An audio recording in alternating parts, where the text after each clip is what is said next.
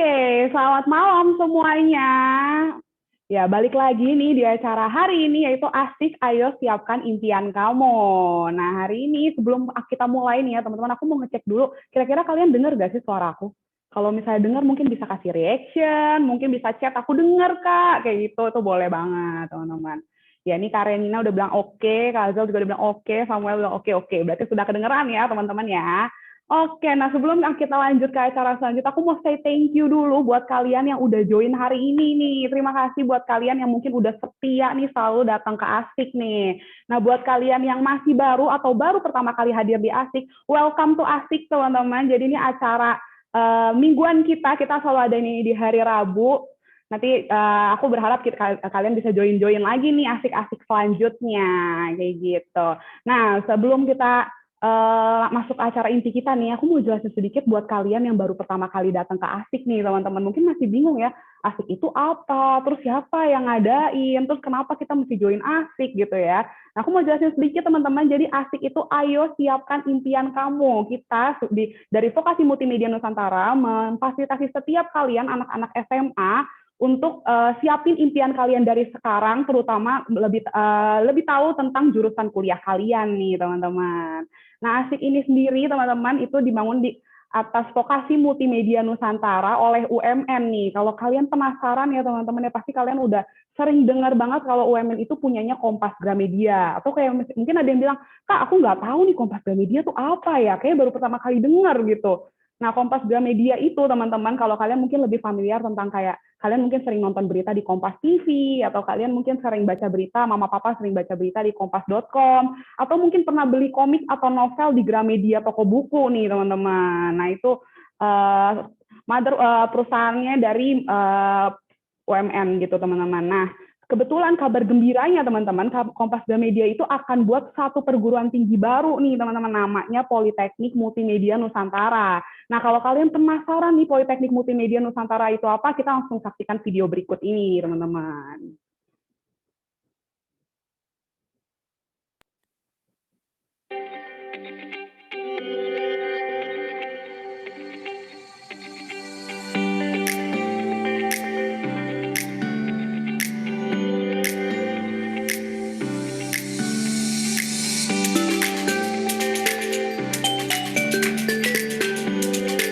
Kampus Politeknik Multimedia Nusantara adalah bentuk sesar dari Kompas Gramedia.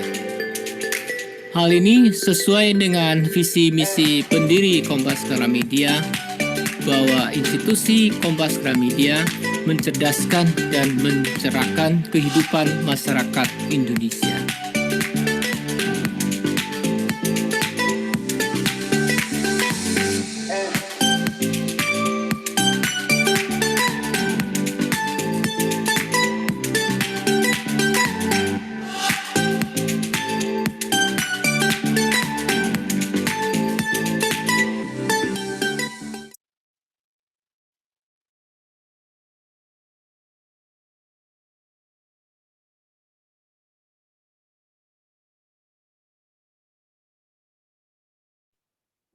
Oke, kita udah lihat tuh ya video barusan teman-teman. Jadi itu gedungnya Politeknik Multimedia Nusantara nih. Mungkin kalau kalian yang masih bingung, Kak kenapa sih KG padahal udah punya universitas, udah punya UMN, kenapa bikin lagi Politeknik Multimedia Nusantara? Nah, aku mau jelasin bedanya teman-teman. Jadi kalau misalnya mungkin di UMN kalian lebih familiar tentang strata 1, teman-teman. Misalnya kayak, oh jurusan ilmu komunikasi itu title-nya sarjana ilmu komunikasi SIKOM. Atau kalau misalnya kalau jurusan manajemen itu nanti lulusnya title-nya itu sarjana ekonomi kayak gitu. Nah itu kalau misalnya kalian ambil strata 1 teman-teman. Nah kalau misalnya Politeknik Multimedia Nusantara itu akan menyediakan D4 atau sarjana terapan teman-teman. Jadi nanti kalau ketika kalian lulus title itu bisa berupa STR atau sarjana terapan. Itu singkatnya teman-teman. Oke, nah kalian bisa tahu lebih lanjut mungkin tentang update Politeknik Multimedia Nusantara, atau misalnya kalian mau lihat jadwal-jadwal asik yang lain, kalian bisa langsung follow teman-teman di @vokasi multimedia Nusantara nih teman-teman. Oke, nah kalau misalnya kalian yang udah sering datang ke Asik nih, pasti kalian tahu banget kalau Asik itu suka bagi-bagi hadiah nih teman-teman. Nah hari ini kita nggak lupa pastinya buat bagi-bagi hadiah ke kalian. Kita bakal games dulu, teman-teman. Kalian bisa siapin jari kalian di atas keyboard, cepet-cepetan ngetik. Nanti yang paling pertama ngetik dan jawabannya benar, itu bakal dapat hadiah voucher OVO sebesar Rp50.000 nih, teman-teman. Oke, nah hari ini games itu bentuknya pertanyaan, kalian bisa langsung jawab di kolom chat, cepet-cepetan aja teman-teman, jadi langsung diketik aja, nanti aku bakal hitung mundur dari 3, 2, 1, nanti bakal aku umumin siapa yang paling cepat gitu teman-teman. Oke, nah yang pertama itu pertanyaannya ini gampang banget teman-teman, bener-bener gampang, kalau kalian yang udah sering datang ke Asik, kalian pasti tahu teman-teman jawabannya. Nah, pertanyaan pertama itu adalah, kan kita Asik itu tuh udah sering banget ya teman-teman, kita selalu ada yang setiap Rabu, terus kayak udah ada beberapa kali nih teman-teman. Nah, kira-kira kalian tahu nggak sih hari ini itu Asik yang keberapa nih? Kira-kira tahu nggak sih? Kalian boleh langsung chat aja di kolom chat teman-teman, kasih tahu hari ini Asik keberapa. Kalau kalian mau lihat dulu nih ke Instagram, mau ngitung dulu posternya, mau ngitung dulu bannernya, boleh banget teman-teman langsung buka ke Instagramnya. Oke, aku akan tutup dalam 3, 2, 1. Nah, ini aku udah dapat namanya, teman-teman. Yang paling pertama kali ngetik itu ada Samuel. Selamat buat Samuel. Nanti ada tim kita yang akan chat kamu via Zoom, jadi pastiin pantengin di chat. Kamu kalau di chat langsung dibales dan nanti dikasih data-data lengkapnya. Seperti itu. Yang lain jangan mau kalah, teman-teman. Masih ada hadiah lain. Aku pasti punya 2 pertanyaan lain yang bisa kalian jawab nih, teman-teman. Nah, lanjut lagi teman-teman. Nah, ini kalau kalian pantengin poster kita, atau misalnya kalian lihat beberapa kali gitu ya, entah di Instagram, atau mungkin di-share guru kalian di sekolah, atau mungkin lihat di apps explore kalian. Nah, itu pasti kalian tahu jawabannya, teman-teman. Nah, pertanyaannya adalah, ini gampang banget. Hari ini, teman-teman, Asik hari ini, itu pembicaranya siapa, teman-teman? Hari ini pembicaranya 2, kalian boleh sebutin salah satu nama lengkapnya, teman-teman, boleh langsung di chat. Ayo, pasti pada mau nyontek dulu kan ke posternya nih, aku tahu nih. Boleh langsung di chat aja teman-teman di kolom chat. Yang paling pertama itu akan langsung dapat hadiah voucher OVO sebesar 50.000 nih. Oke, aku langsung tutup aja di 3, 2, 1. Oke, nah di sini aku udah dapat namanya. Yang paling pertama itu ada Mesrawati Erina. Selamat buat kamu. Nah, nanti tim kita bakal chat ke kamu untuk lengkapin data-datanya nih, teman-teman. Oke, nah satu pertanyaan terakhir, yang lain jangan sampai kalah, teman-teman. Masih ada satu pertanyaan terakhir ya, ini pertanyaan pamungkas. Jadi kalau nggak dapat, mungkin bisa dapat nanti di game-game selanjutnya nih, teman-teman. Oke, nah hari ini, ayo siap-siap, diketik yang cepat. Mungkin mau pemanasan dulu gitu ya, jari-jarinya biar cepet gitu ngetiknya. Ini jawabannya mungkin agak panjang nih, teman-teman ya. Nah, hari ini itu, Asik hari ini, teman-teman, itu temanya apa? Boleh langsung di chat, teman-teman. Tema lengkap yang tulisannya benar dan ada di poster, teman-teman. Boleh langsung chat aja.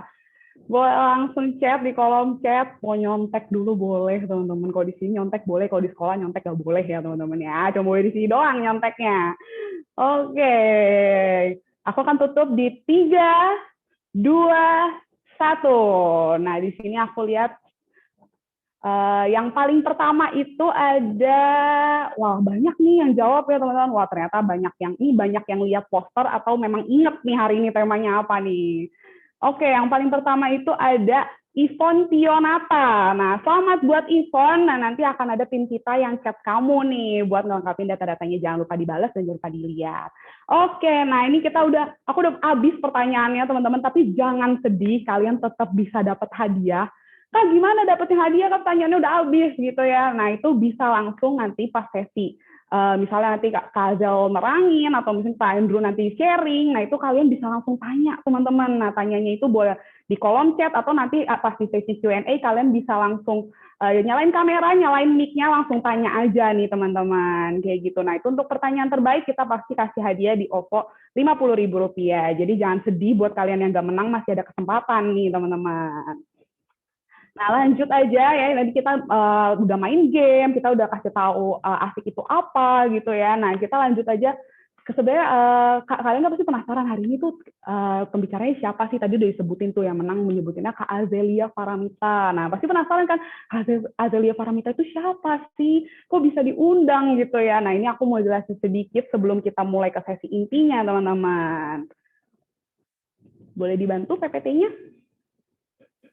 Oke, nah ini boleh udah kelihatan ya di sini. Nah, ini yang pertama itu kita punya Kak Azelia Paramita, SSI MSI, teman-teman. Nah, beliau merupakan dosen special event dan brand activation di UMN. Nah, Kak Azel ini udah berpengalaman di dunia PR, teman-teman, sejak tahun 2015. Tepatnya di Fortune PR Communication Agency, teman-teman. Seperti itu.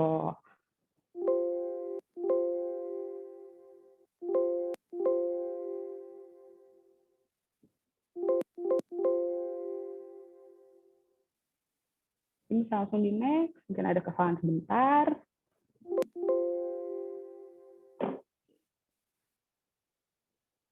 Nggak apa-apa kalau misalnya memang nggak bisa di full screen, dibiasain aja juga nggak apa-apa. Nah, iya. Oke, nah selanjutnya kita juga punya Pak Andrew Willis nih, teman-teman. Nah, Pak Andrew Willis itu merupakan technical supervisor dari PT Multimedia Digital Nusantara nih, teman-teman. Nah, kalau misalnya kalian, mungkin ada yang lagi bertanya-tanya, Kak, PT Multimedia Digital Nusantara itu ngapain aja sih? Nggak ada apa? Nah, ini kalian bisa langsung lihat di layar kalian, itu ada Candy Monster, teman-teman. Jadi, PT MDN ini yang memproduksi Candy Monster nih. Kalian bisa langsung cek di YouTube, kalian bisa langsung cek di Instagramnya. Nah, Candy Monster ini udah masuk official selection di 60 Zlin Film Festival 2020 nih, teman-teman. Oke, nah tanpa berlama-lama lagi, kayaknya udah bosen ya dengerin aku ngomong. Aku ngomong udah berapa lama nih? Panjang nih ya, kayaknya bosen nih. Nia lagi yang ngomong gitu ya. Kita langsung kenalan aja nih sama pembicara kita nih hari ini. Oke, mungkin buat kakak operator boleh munculin pembicara kita di sini. Asik, udah muncul nih kakaknya yang cantik dan yang ganteng. Oke, gimana Kak Azel, Kak Andrew, apa kabar nih? Kabarnya mungkin baik aja. Wah, seru banget. Thank you banget Kak Azel, thank you banget Pak Andrew udah mau join di Asik hari ini nih. Oke, nah hari ini untuk pertama kalinya, jadi nggak langsung dua-duanya berbicara, itu aku mau persilahkan Kak Azel dulu nih untuk langsung kasih tahu bahannya dan sharing aja nih Kak Azel. Oke, thank you Nia. Sama.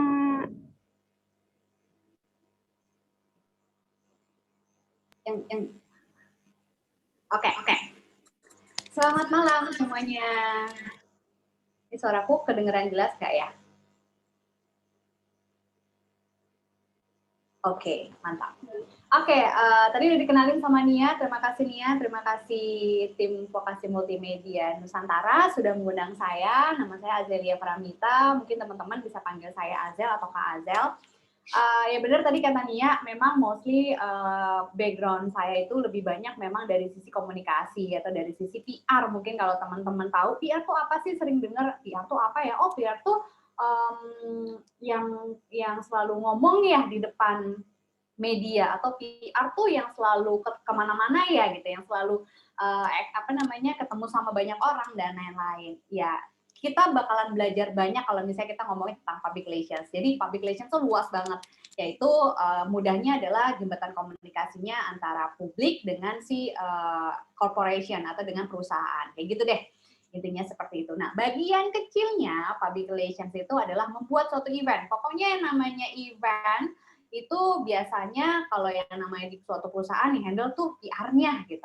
Oh, yang handle tuh tim komunikasinya atau tim kreatifnya itu di dalam divisi komunikasi. Biasanya seperti itu. Sejalan dengan topik kita tuh apa sih? Tadi teman-teman juga udah banyak ya baca di poster, ngeliat di poster, berarti ngikutin akun sosial medianya Asik nih. Nah, kali ini kita bakalan ngebahas mengenai virtual event and animation, why not combine. Nah, sebenarnya virtual event, kalau kita ngomongin tentang virtual event, sebenarnya nih kita pengen bahas dulu nih konten dasarnya. Apa sih event itu? Jadi mau itu virtual, mau itu offline atau ketemu langsung atau kegiatan secara langsung, kita tarik dulu dasarnya tentang event itu sebenarnya apa sih?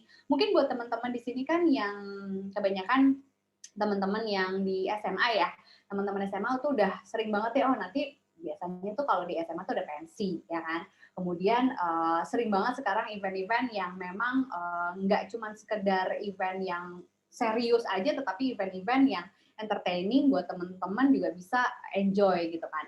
Kemudian persiapannya gimana? Gimana caranya sih mempersiapkan event? Nah, mungkin event ujuk-ujuk terus tiba-tiba ada gitu kan ya. Seperti acara salah satu ini juga, webinar ini juga merupakan salah satu event. Ribet nggak sih ngurusin event gitu kan? Nah, nanti kayaknya mesti dicoba deh, ribet atau enggak tuh tergantung keminatannya masing-masing, passionnya masing-masing. Tapi yang jelas ngurus event itu seru banget, karena banyak banget peluang-peluang kita bisa kenal sama orang, kemudian kita bisa apa ya, mengejawantahkan, atau kalau kita bisa bilang ide yang ada di kepala tuh bisa kita realisasikan melalui event. Offline event atau virtual event. Nah, kalian tim mana nih? Tim yang awalnya lebih sukanya langsung atau offline event atau virtual event? Tapi ada tapinya panjang banget, nanti next kita bakalan bahas.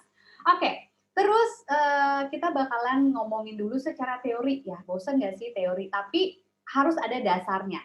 Secara teori, event itu sebenarnya apa sih? Cikal bakalnya event itu sebenarnya apa sih? Event didefinisikan sebagai suatu kegiatan yang diselenggarakan untuk memperingati hal-hal penting. Jadi highlight-nya adalah segala macam hal-hal penting, mau itu personal ataupun mau itu yang dibuat secara dari corporation, kita highlight hal-hal pentingnya itu, gitu ya. Jadi setiap ada hal penting dan dibuat suatu acara, itu kita sebut sebagai event.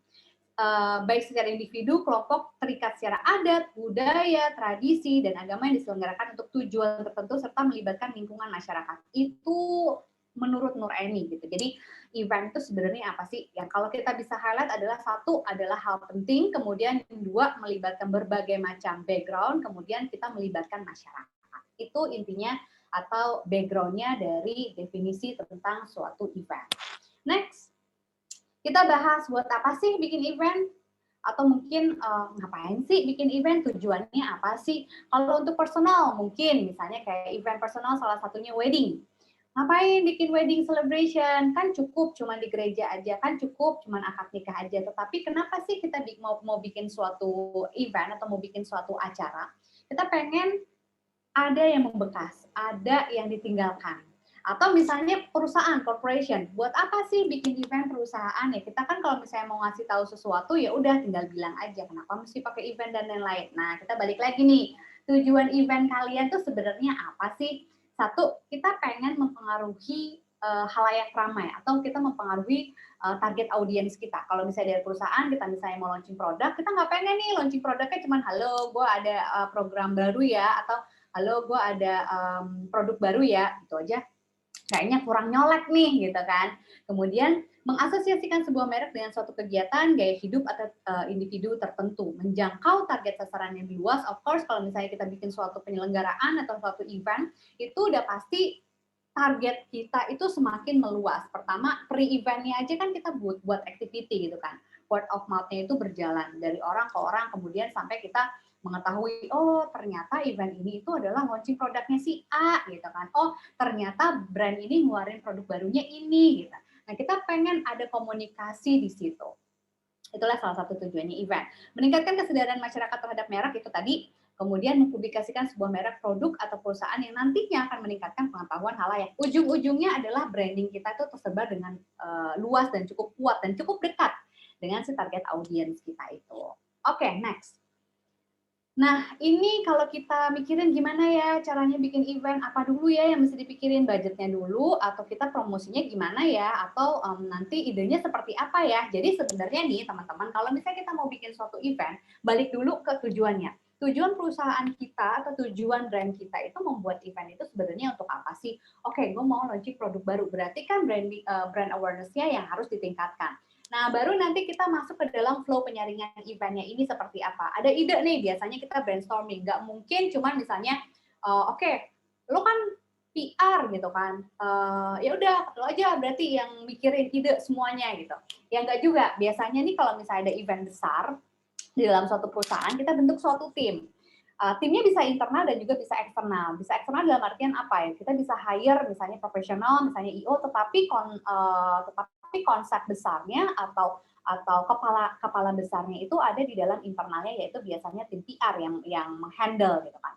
Kemudian kita bisa melakukan brainstorming, banyak nih ide-ide muncul, kita saring semuanya, kemudian kita briefing, kita brainstorming di situ. Satu, ada saringan satu pemasaran. How to communicate with public, gimana caranya ya gue mau mengkomunikasikan nih ada event. Contohnya gini deh, kayak teman-teman nih hadir di dalam eventnya si Asik, webinarnya Asik. Gimana nih caranya? Nah, tim Asik ini mempersiapkan yang namanya pemasaran. Oke, bikin sosial media, bikin konten-konten deh yang relate banget sama target audience. Kemudian kita coba ads deh, atau mungkin bisa lebih ke komunikasi satu orang atau word of mouth-nya lebih ditingkatin gitu. Jadi pemasarannya akan seperti apa, how to communicate with public-nya seperti apa dan bagaimana. Operational, nah operational ini nih mulai dari detail kecil sampai dengan penyelenggaraannya seperti apa. Kalau misalnya event seperti ini Asik, berarti operationalnya kita mesti mempersiapkan apa saja nih tools-nya. Secara tekniknya apa saja? Oke, berarti satu harus mempersiapkan internet dengan bandwidth yang bagus, laptop, kamera, terus juga lighting yang cukup baik dan lain-lainnya. Secara operasionalnya seperti itu. Keuangan, nah nih budget nih, budgetingnya seperti apa? Biasanya berangkatnya dari dua. Kita based on budget yang disediakan dari perusahaan atau kita nih yang bikin sendiri. Oke, dengan seperti ini tujuannya adalah seperti ini. Kira-kira budget yang kita keluarkan seperti apa sampai dengan konsep itu bulat diterima. Jadi di dalam satu proposal, jadi di dalam presentation, nih kita mau bikin launching produk ini atau mau bikin suatu event ini dengan konsep keseluruhan seperti ini, how to communicate with public-nya seperti ini, apa aja yang kita perlukan, flow-nya apa saja seperti ini, dan sampai dengan budget yang kita ingin keluarkan itu seperti ini. Jadi flow-nya itu seperti itu, nggak cuma sekedar event itu jadi, tetapi behind the scene-nya itu panjang banget. Oke, next. Kita ngomongin tentang studi kelayakan event. Gimana caranya supaya kita yakin bahwa event kita itu worth it untuk diselenggarakan. Jadi basicnya itu teman-teman, mungkin 5W itu udah sering banget ya didengar. Basicnya adalah kita nanya sama diri kita sendiri, kita nanya sama perusahaan kita sendiri, berbicara, berkomunikasi, 5W-nya itu worth it atau enggak. 5W terdiri dari apa? Ada what, ada where, ada when, ada who, dan ada why. What, apa sih yang mau kita baca, atau apa sih yang mau kita selenggarakan, eventnya itu seperti apa. Di mana ya tempatnya? Kalau sekarang kan kayaknya agak sulit kalau kita melakukan offline event. Jadi sekarang gimana caranya supaya kita membuat online event tetapi tetap atraktif nih teman-teman yang jauh di sana tetap pay attention dengan event kita gitu kan. Walaupun misalnya kita bikin konser, walaupun apa ya ambience-nya beda, tetapi gimana caranya nih supaya attracting atau supaya feel-nya itu ya gak jauh banget sama yang namanya offline event. When, who, siapa aja ya yang nanti akan terlibat, siapa aja ya pengisi acaranya, atau siapa aja yang akan involved dalam event tersebut. Dan kenapa sih gue mesti bikin event ini? Jadi kita tanya dulu nih sama diri kita sendiri, seberapa besar sih event ini itu pantas untuk diselenggarakan. Jadi 5W itu selalu menjadi landasan kita untuk membuat suatu event. Ya, next.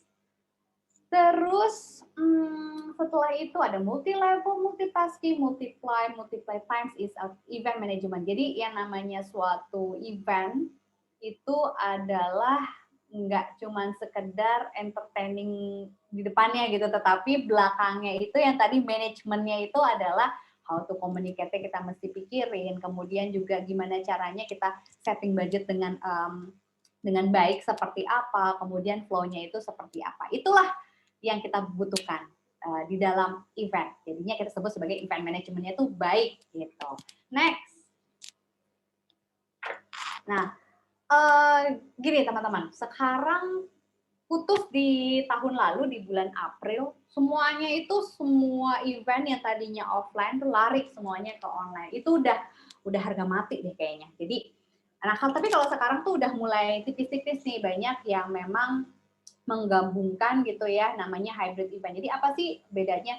Sama-sama sih sebenarnya kita melakukan basic itu menggunakan teknologi internet untuk menjangkau semua audiens. Jadi kalau virtual event, suatu bentuk event atau acara yang diadakan dengan menggunakan media internet atau dilakukan secara online, di mana saja bahkan di seluruh negara sekalipun. Seperti ini, teman-teman tadi saya nanya, Nia, pesertanya ada siapa aja nih? Ada dari mana saja? Ternyata banyak banget, nggak cuma dari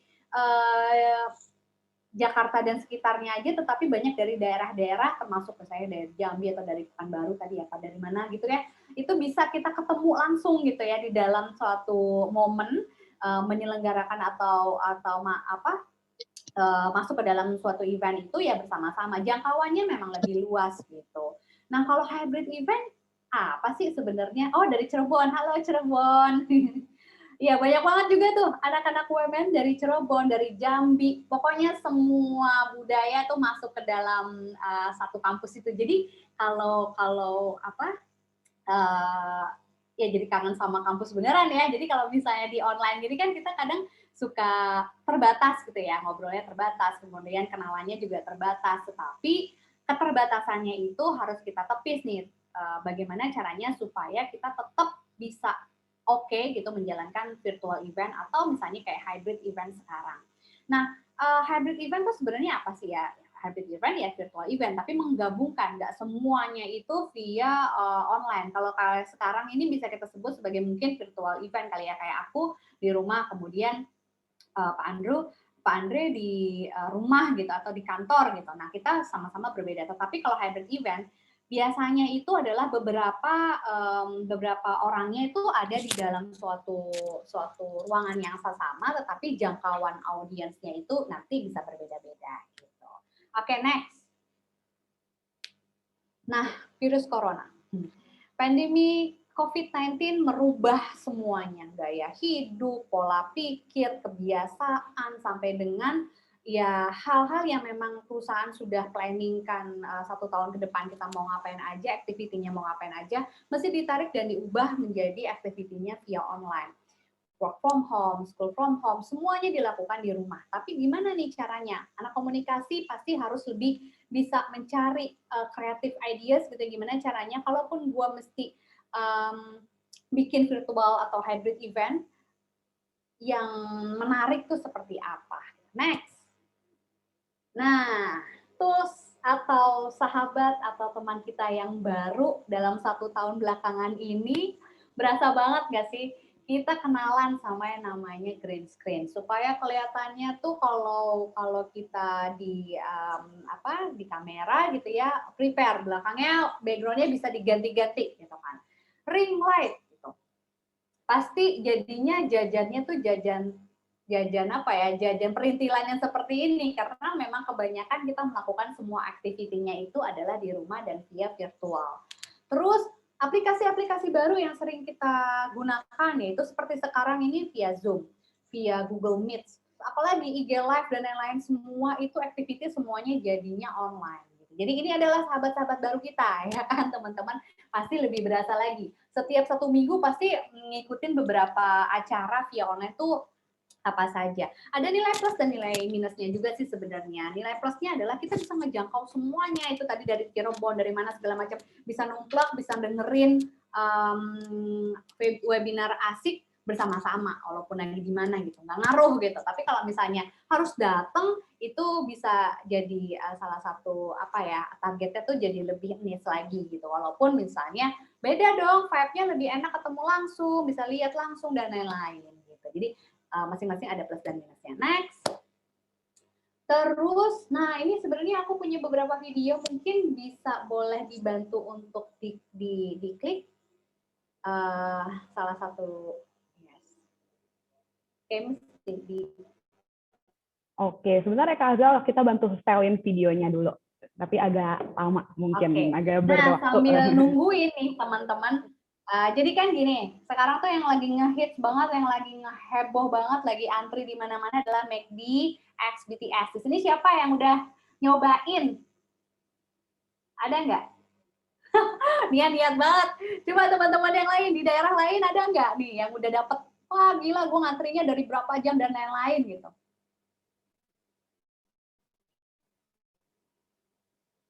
Itu sebenarnya salah satu trik dan salah satu belum, iya aku juga belum, dan aku juga kayaknya mikir-mikir aduh dan ternyata sebenarnya menunya sama ya, tapi packaging yang diubah gitu kan. Nah itu salah satu trik tim komunikasi nih supaya bisa dapat brandingannya, brand awareness-nya jadi gede banget gitu. Atau mau aku aja yang coba share screen? Oke, udah bisa Kak. Oke. Ini apa ya? Idea Fest. Nah, sebelum di play, aku mau ceritain dulu tentang Idea Fest. Jadi Idea Fest itu punya 2 versi nih teman-teman. Mungkin kalau teman-teman belum begitu familiar dengan Idea Fest itu adalah salah satu rangkaian seminar, talk show dengan beberapa banyak banget narasumbernya. Kita bisa belajar banyak banget di dalam acara tersebut. Biasanya diselenggarakannya itu 3 harian ya, kalau pada saya 3 harian gitulah ya, di Senayan. Pembicaranya banyak banget, jadi kita beli 1 tiket gitu, kemudian kita bisa pilih pembicara-pembicara mana yang mau kita ikutin gitu kan. Jadi ada semacam talk show.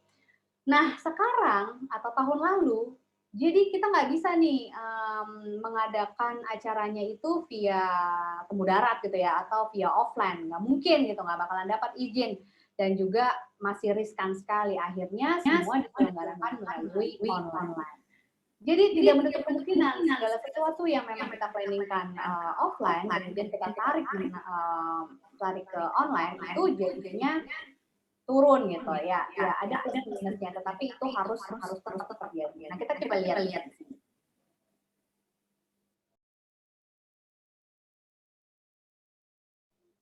Bisa di play nggak?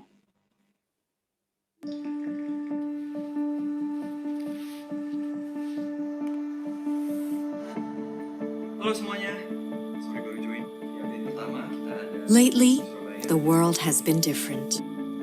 Uncertainty rises as comfort falls. It's only natural to play it safe, to use this year as time off. It's okay to take a break. It's okay to wait and pause. Because pausing is not stopping. Pausing is taking a moment to rethink, to re-examine what we have and where we are, to rediscover our skills and challenge ourselves, to redefine our inspiration, ideas, goals, and dreams, to prepare ourselves for a restart, because we were not made to be stuck in one place. We were made to keep going, to keep trying, to keep moving forward. We were made to start. And we're waiting for the call to restart. This is it. Just restart.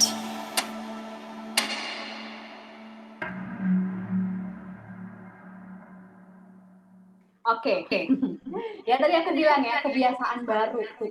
Biasanya nih kita kalau ke sekolah atau misalnya ngadain acara segala macem, well dress gitu kan ya. Kalau sekarang yang tadi nih, aku pengen tahu sih sebenarnya.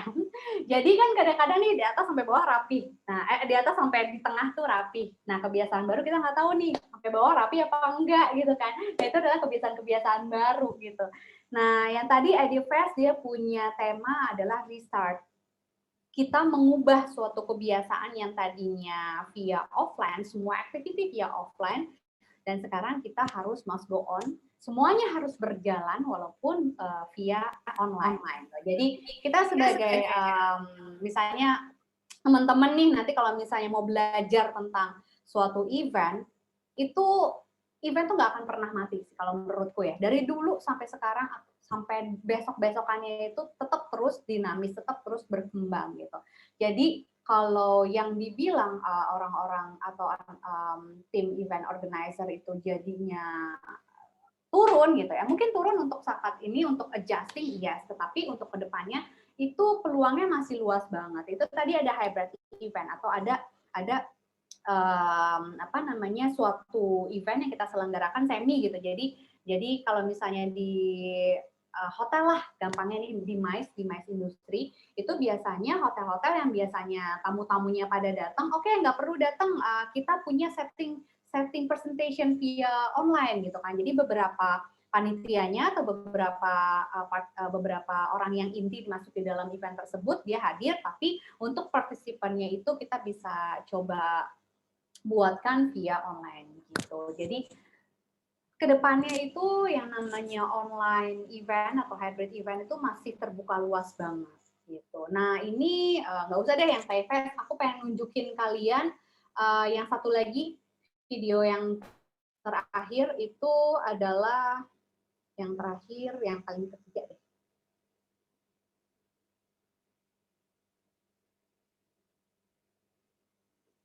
Nah, Rewind Indonesia. Ini panjang banget sih, tapi aku pengen di beberapa detik, di beberapa menit sampai 2 menit deh, coba. Nah, ya di situ aja. Sip.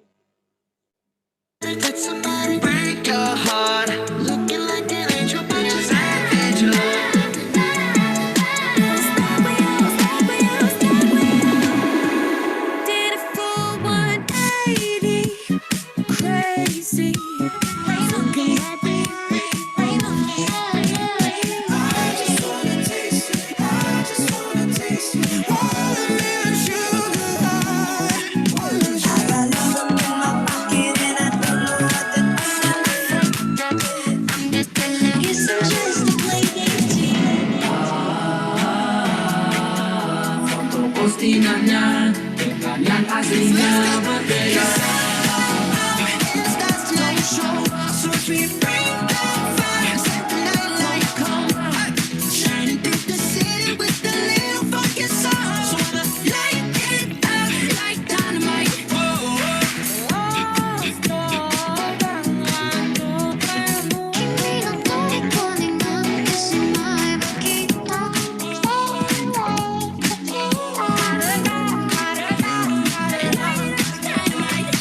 Kapan terakhir kali kamu dapat tertidur?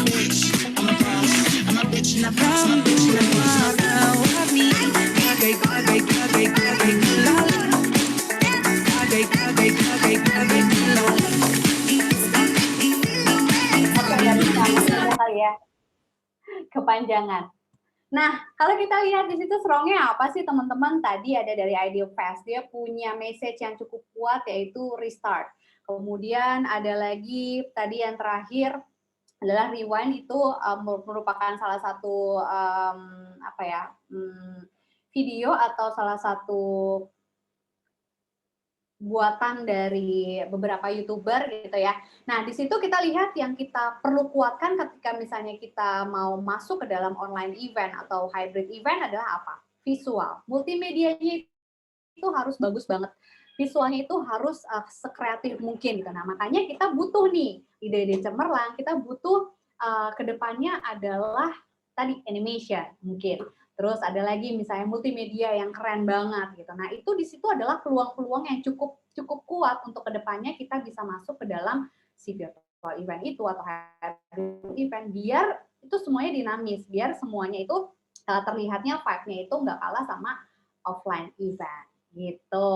Jadinya nggak cuman hanya sekedar ide saja, tetapi kita bisa implementasikan dengan berbagai macam kreativitas melalui visual yang menarik gitu kan, multimedia, mainin graphic design, mainin animasi. Nanti ngobrol sama Pak Andre tentang animasi itu gimana sih cara bikinnya gitu.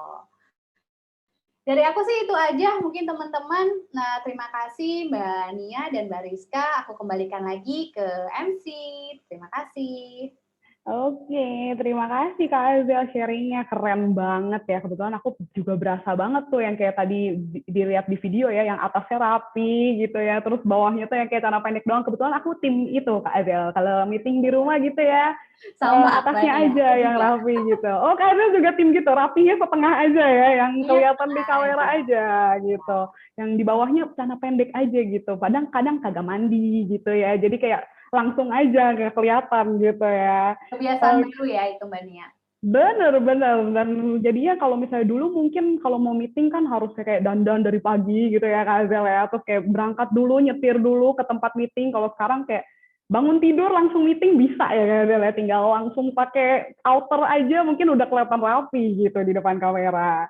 Oke, thank you banget Kak Azel. Kita masih akan ngobrol-ngobrol lagi nih, tenang. Nah, abis ini akan ada gilirannya buat Pak Endro nih hari ini. Oke, gimana Pak Endro? Apakah deg-degan? Deg-degan banget men gue. Gue tadi ngeliat presentasi Kak Azel keren banget, sumpah. Wah, emang keren banget Kak Azel. Aku dengerin suara Pak Endro aja tuh udah, wah ini keren banget. Suruh nyanyi aja apa nih Pak Endro? suruh nyanyi jangan dong, nanti kaca pecah semua, jangan dong. Waduh. Nanti pecahnya bisa sampai ke semua audiens kita juga pecah mungkin kacanya ya. Jangan. Oke, nah mungkin tadi kita udah dengar kenalannya dari Kak Azel nih, lengkap beserta kayak tadi ada teorinya Ivan juga. Nah kita mau denger juga nih, Pak Andrew boleh kenalan dong. Pak Andrew ini siapa? Mungkin udah berpengalaman di animasi itu bikin apa aja gitu. Waduh, gua sih nggak terkenal banget, nggak seterkenal Kak Azel lah. Gitu. Aku juga nggak Abis ini terkenal ya. Oke. Abis ini Kak Azel sama Pak Andrew terkenal. Kalau gue namanya udah jelas ya, namanya Andrew. Gue udah 10 tahun kerja di industri animasi. Ya dulu pertama kali banget kerja masih hijau banget. Begitu lulus langsung kerja tuh kerjanya dulu di Batam. Ya di Batam kalau pernah dengar Infinite Frameworks, ya itu cukup terkenal, salah satu studio animasi terbesar di Indonesia. Waktu itu gue pernah dapat 2 project yang cukup menarik, yaitu untuk Franklin and Friends sama Peter Rabbit. Waduh itu benar-benar menantang, menempa hidup banget deh.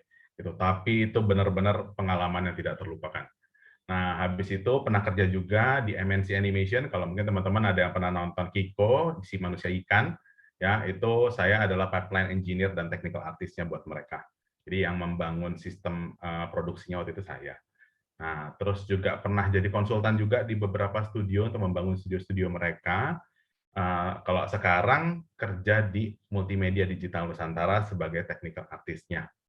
Ya, untuk sekarang gitu. Jadi membantu bikin yang kemarin tuh ada proyeknya Candy Monster, yang kemarin menang di Zlin, salah satu festival film animasi yang cukup bergengsi. Ngaku aja gue bergengsi gitu ya. Sok banget ya gitu loh. Tapi waktu itu memang baru tahu gitu loh. Setelah kita masuk kita baru tahu ternyata itu festival anak yang cukup lama. Sama ada waktu itu kemarin menang juga di Zlin. Gitu. Oke, nah lanjut lagi nih Pak Andrew. Kan tadi udah disebut-sebut tuh Candy Monster. Tadi kita udah lihat juga tuh gambarnya Candy Monster. Boleh diceritain nggak sih Pak itu Candy Monster tuh mungkin bikinnya gimana? Terus mungkin kenapa sih bisa masuk 60 Zlin Film Festival itu gimana tuh caranya tuh Pak Andrew? Nah, dulu waktu itu PT Multimedia Digital Nusantara ini dulunya sebelumnya namanya bukan nama PT-nya ya, tapi dulu unitnya itu studio kami namanya Women Pictures. Ya, jadi kami itu baru pertama kali dibentuk, terus kita berpikir dong, wah kita tuh mau bikin apa ya? Terus kita bilang kami mau menunjukkan bahwa kami itu adalah studio yang mapan, studio yang mampu. Jadi salah satunya adalah kami mau bikin nih studio animasi, short movie waktu itu zaman-zamannya. Nah terpikirlah setelah digodok-godok ceritanya, dicari, yang mungkin pakai cara Azel juga tuh ya, 5W1H-nya semua dihitungin semua. Gitu loh. Akhirnya kami menemukan konsep, wah ini yang ingin kita coba nih. Gitu. Akhirnya tim kami menjawab tantangan waktu itu, tantangan komisaris kami ya Pak Andrian Doko, beliau memberikan tantangan, bisa nggak bikin seperti ini? Kami mencoba, terus kemudian didukung juga oleh direktur kami sekarang Pak Kemal. Akhirnya kami berhasil membuat satu buah video, satu buah short movie yang namanya Candy Monster. Nah pada saat itu sih kita cuman apa ya? Kita cuma pasang-pasang di YouTube gitu loh, kita coba dan ternyata ada undangan dari Zlin dari festival tersebut gitu. Nah terus kemudian kita coba diundang untuk masuk, kita coba masuk dan ternyata kita menang gitu loh. Nah itu menarik banget sih dan itu menjadi salah satu dukungan kuat ya, dukungan moral kuat banget tuh, boosting moral banget buat kita gitu. Keren banget ya Pak. Wah, aku sebenarnya mau nanya sih, itu kayak kalau nggak salah Candy Monster itu melibatkan mahasiswa juga ya Pak ya waktu itu? Mahasiswa UMN? Iya. Waktu itu uniknya adalah kalau dulu kan kita kalau kuliah tuh ada magang ya. Nah, waktu itu kebetulan ada mahasiswa magang banyak banget. Nah, kemudian kita bilang, mau nggak kamu mencoba untuk bekerja membuat produk itu di sini di Women Pictures. Nah, masuklah beberapa mahasiswa UMN, waktu itu kalau nggak salah ada sekitar 20 orang yang inisialnya kami. Terus kemudian kami mencoba membuat itu bersama-sama. Gitu. Keren-keren. Berarti sebenarnya bikin film sekelas festival film itu nggak mesti maksudnya profesional semua ya Pak ya? Maksudnya mahasiswa pun sebenarnya bisa ya Pak ya? Enggak, ternyata malah mahasiswa tuh banyak banget loh yang sebenarnya kalau kita mau perhatikan sebenarnya banyak banget loh karya-karya mahasiswa itu yang malah masuk festival justru. Karena mahasiswa itu kadang-kadang berpikirnya itu lebih liar daripada profesional. Gitu. Keren. Oke, nah karena hari ini temanya itu animation plus virtual event, nah mungkin operator boleh bantu aku. Aku mau undang Kak Azel juga biar kelihatan di sini. Kita mau ngobrol bareng-bareng bertiga hari ini. Nah, langsung aja mungkin nanti bisa dijawabnya ganti-gantian gitu ya saya. Nah, mungkin tadi kan udah dibahas tuh kayak kita sekarang lebih familiar dengan virtual event, terus kita lebih familiar juga ada hybrid event. Nah, aku mau nanya, kira-kira sebenarnya kalau misalnya ini dari Pak Andrew atau Kak Azel, nah kira-kira sebenarnya animasi dalam event itu udah banyak belum sih sekarang? Atau kalau misalnya udah banyak tuh kira-kira mungkin ada nggak sih event yang melibatkan animasi yang Kak Azel atau Pak Andrew pernah lihat nih? Nah, kalau misalnya memang ada, kira-kira sebenarnya kayak gitu tuh mudah atau susah atau sebenarnya nggak mungkin tapi bisa dicoba atau gimana tuh? Mungkin bisa langsung dijelasin. Kalau animasi ya, Mbak Azel kayaknya kalau animasi sekarang kayaknya udah jadi wajib ya. Kalau dalam event virtual event gini ya, menurutku sih kayaknya wajib banget. Sering banget kita lihat ya kayaknya. Iya, makanya tadi yang aku bilang kalau namanya virtual event kan kuatnya memang harus di visual ya, harus di audio visual gitu kan. Jadi memang kuatnya bermainnya seperti itu. Makanya kita butuh nih timnya Pak Andrew untuk bikin yang kayak gitu-gitu gitu kan. Ide-ide liarnya dan lain-lain biar vibe-nya tuh ya nggak jauh-jauh beda sama offline event. Betul. Kalau menurutku ya, kan kita namanya online event ya. Online event kan pasti beda ya kalau kita offline kan kita ada seru-seruan, apa kabar, hai gimana gitu loh. Nah itu kan ada vibe yang bikin kita happy banget nih. Nah kalau misal kita di rumah ya itu lagi environment-nya, terus kita cuma ngeliat itu doang. Nah itu jadi kan kayak kurang wah ya. Nah, sehingga animasi itu menurut saya itu jadi esensial dalam kita virtual event ini. Contoh gampangnya deh, kalau dulu waktu kita sekolah nih, kalau guru datang cuma bawa buku doang, ya ini mah kelas biasa. Tiba-tiba guru datang bawa TV sama video. Nah, semangat kan kita? Nah, itu dia. Itulah contohnya. Itu mungkin kira-kira kayak gitu ya pengalaman kita. Jadi animasi itu sangat mendukung sekali dalam virtual event. Tadi belum dijawab ya, susah apa enggaknya ya? Kalau dibilang belum, susah, baru aku mau nagih. Belum dijawab susah apa enggak nih bikin kayak gini nih. Nah, kalau dibilang susah, enggak susah sih sebenarnya. Susah-susah gampang. Ya, yang susah itu adalah mentranslate kebutuhan eventnya itu sesuai kebutuhan eventnya dalam bentuk visual itu kayak gimana? Ya masa dong kalau misalnya kita mau ngomonginnya tentang apa ya, misalnya tentang asik nih, itu habis itu warnanya kelam-kelam kelabu kan kayaknya nggak lucu ya gitu ya. Asik kan harusnya ceria. Nah, hal-hal seperti itulah yang perlu kita pelajari. Nah, berarti ini tadi udah bilang ya mungkin nggak susah-susah banget nih ternyata ya, masih bisa lah, mungkin tinggal komunikasinya aja nih. Nah, aku langsung mau bawa contoh kasus nih buat Kak Azel sama Pak Andrew. Aku mau bawa, aku kan kemarin kebetulan tuh baru banget wisuda nih. Nah, kebetulan aku lihat nih keren banget nih wisudanya UMN tuh bisa pakai AR nih waktu itu. Nah, itu bisa menggabungkan antara eventnya si wisuda dengan AR-nya yang ada di wisuda nih. Nah, itu kira-kira gimana sih cara mungkin dari segi event dari Kak Azel tuh komunikasinya ke bagian mungkin animasi kayak kita mau toganya tuh bisa dipindahin secara virtual gitu. Nah itu gimana cara komunikasinya dan kira-kira tuh kayak event-event kayak gitu tuh bisa ada lagi nggak sih atau mungkin bisa macam itu nggak cuma wisuda aja, bisa event lain gitu. Bisa, panjang banget sebenarnya. Kan yang tadi aku bilang pandemi ini kan merubah semuanya, merubah kebiasaan, merubah pola pikir, merubah bikin semuanya pokoknya jadinya berubah gitu ya. Yang tadinya kita kebiasaannya wisuda harus pakai baju yang paling bagus gitu, yang foto-fotonya gimana gitu. Sekarang semuanya tuh udah virtual. Fotografi aja sekarang tuh udah mulai rame gitu kan. Jadi menurutku ini peluangnya masih cukup sangat luas banget dan kedepannya memang kita mungkin ya dengan kondisi yang seperti ini nggak mungkin langsung 100% balik lagi kita bisa konser dempet-dempetan dan lain-lain. Ya kemungkinan ada, cuman masih panjang lah kayaknya. Jadi ya itu memang menjadi salah satu skill baru yang harus kita asah gitu kan untuk seperti caranya mengkomunikasikannya itu bagaimana ke tim kreatif. Biasanya kalau dari tim PR atau dari tim komunikasi itu punya yang tadi kan ada 5W+1H-nya gitu. Kemudian kita coba briefing atau biasanya kita brainstorming, gue punya konsepnya seperti ini, kemudian value-nya mau seperti ini, tujuan sebenarnya paling enak sih kita sama-sama berangkat dari tujuan kita tuh sebenarnya maunya apa sih, kemudian biasanya tuh ada yang tadi Pak Andrew mungkin bilang harus warnanya apa nih dan lain-lain. Nah itu biasanya kita kalau dari corporate tuh punya namanya brand guideline gitu kan, jadi warna-warna apa yang mau kita tampilkan, kemudian kalau misalnya kita punya temanya cheerful, berarti kita pendekatannya dengan warna-warna apa, itu bisa dikomunikasikan sih biasanya dengan tim kreatif. Biasanya anak-anak PR tuh punya kayak list down-nya. Dan berakhir ya itu dengan brainstorming. Kadang misalnya nih kita tim PR gitu ya, sulit untuk mendapatkan ide-ide yang liar, ide-ide yang fresh tadi kan. Nah, kita biasanya tuh bisa ngobrol sama another person gitu atau sama orang lain yang supaya mereka bisa mendapatkan atau bisa memberikan suatu ide yang fresh. Kalau dari Pak Andrew gimana nih, Pak? Kalau misalnya Mungkin kan tadi kegiatannya bisa dibilang jadi itu kayak gitu. wisuda virtual kan tadi kan kasusnya wisuda virtual ya. Nah, mungkin ditunjukin dulu tuh wisuda virtual tuh kayak gimana sih Oke, boleh minta sebenarnya. tolong, Rizka.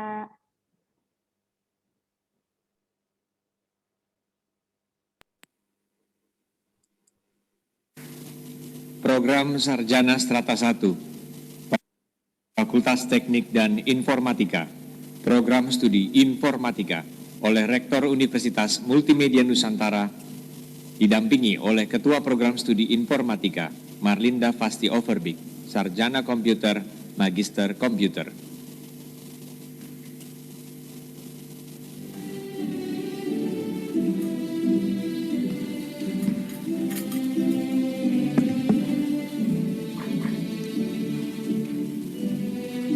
William Santoso, Sarjana Komputer.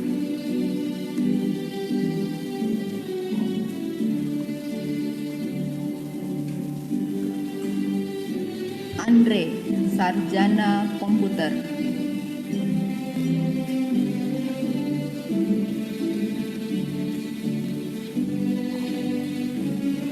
Aditya Maulana, Sarjana Komputer. Kebayang ya.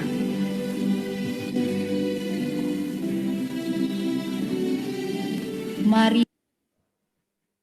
Oke. Nah, itu tadi tuh ya salah satu aku mau highlight juga. Tadi kan ada Kak Azel kan ada bilang tuh ya, kalau misalnya namanya event itu memperingati hal penting. Wisuda tuh hal penting nggak sih? Penting banget, men. Kerja 4 tahun ya, udah kuliah 4 tahun, babak belur bikin skripsi dibantai dosen gitu ya. Terus habis itu nggak ada wisuda. Aduh, nyesek banget ya rasanya gitu ya. Gimana ya rasanya kalau misalnya cuman menghadiri wisuda virtual gitu ya. Terus habis itu cuman ada muka dosen, muka rektornya, terus bilang, "Nih ya, lulus." Nah, apa gitu kan ya? Kayak gimana gitu loh ya. 4 tahun gue gitu ya. 4 tahun gue cuma dibilangin, nih ya lulus. Dah, udah gitu doang kan kayak gimana gitu loh. Nah, makanya kemarin itu pas banget tuh sebenarnya idenya malu-maluin sih, gue dapat idenya tuh pas lagi setor pagi gitu loh. Nah, terus gue mikir kayaknya esensinya dari wisuda tuh apa sih? Kan tadi kan ada impact-nya ya kalau kata Kak Azel ya, harus ada impact-nya tuh. Terus gue mikir, kayaknya dalam wisuda tuh ya dulu tuh waktu gue wisuda, waktu kuliah wisuda tuh yang paling berkesan tuh adalah waktu toga gue digeser sama rektornya. Kenapa? Capek-capek gue pakai toga, baju toga tuh ribet ya by the way ya, nyebelin dan panas. Kalau misalnya tempatnya panas tuh panas banget.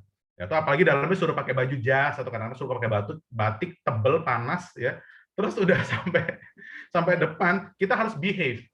Ya, kalau misalnya gue dulu waktu lagi wisuda tuh ada orang yang ngomong sebelahnya, lu punya waktu 3 detik ya, lu maju ke sana 3 detik, kasih sama rektor 2 detik, habis itu kalau sana buset, protokolnya ribet banget ya.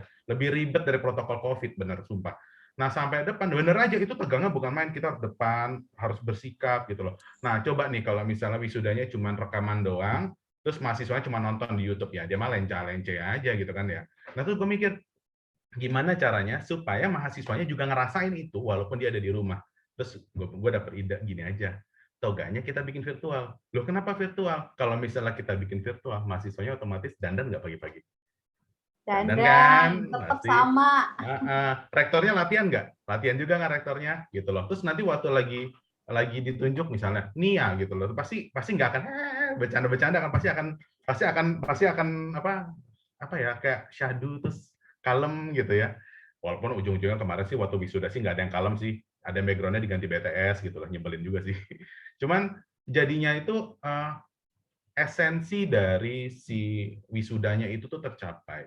Nah, animasi karena itu kemarin ini contohnya animasi kita campur dengan game ya, karena animasi itu sebenarnya adalah ilmu yang tidak bisa berdiri sendiri juga.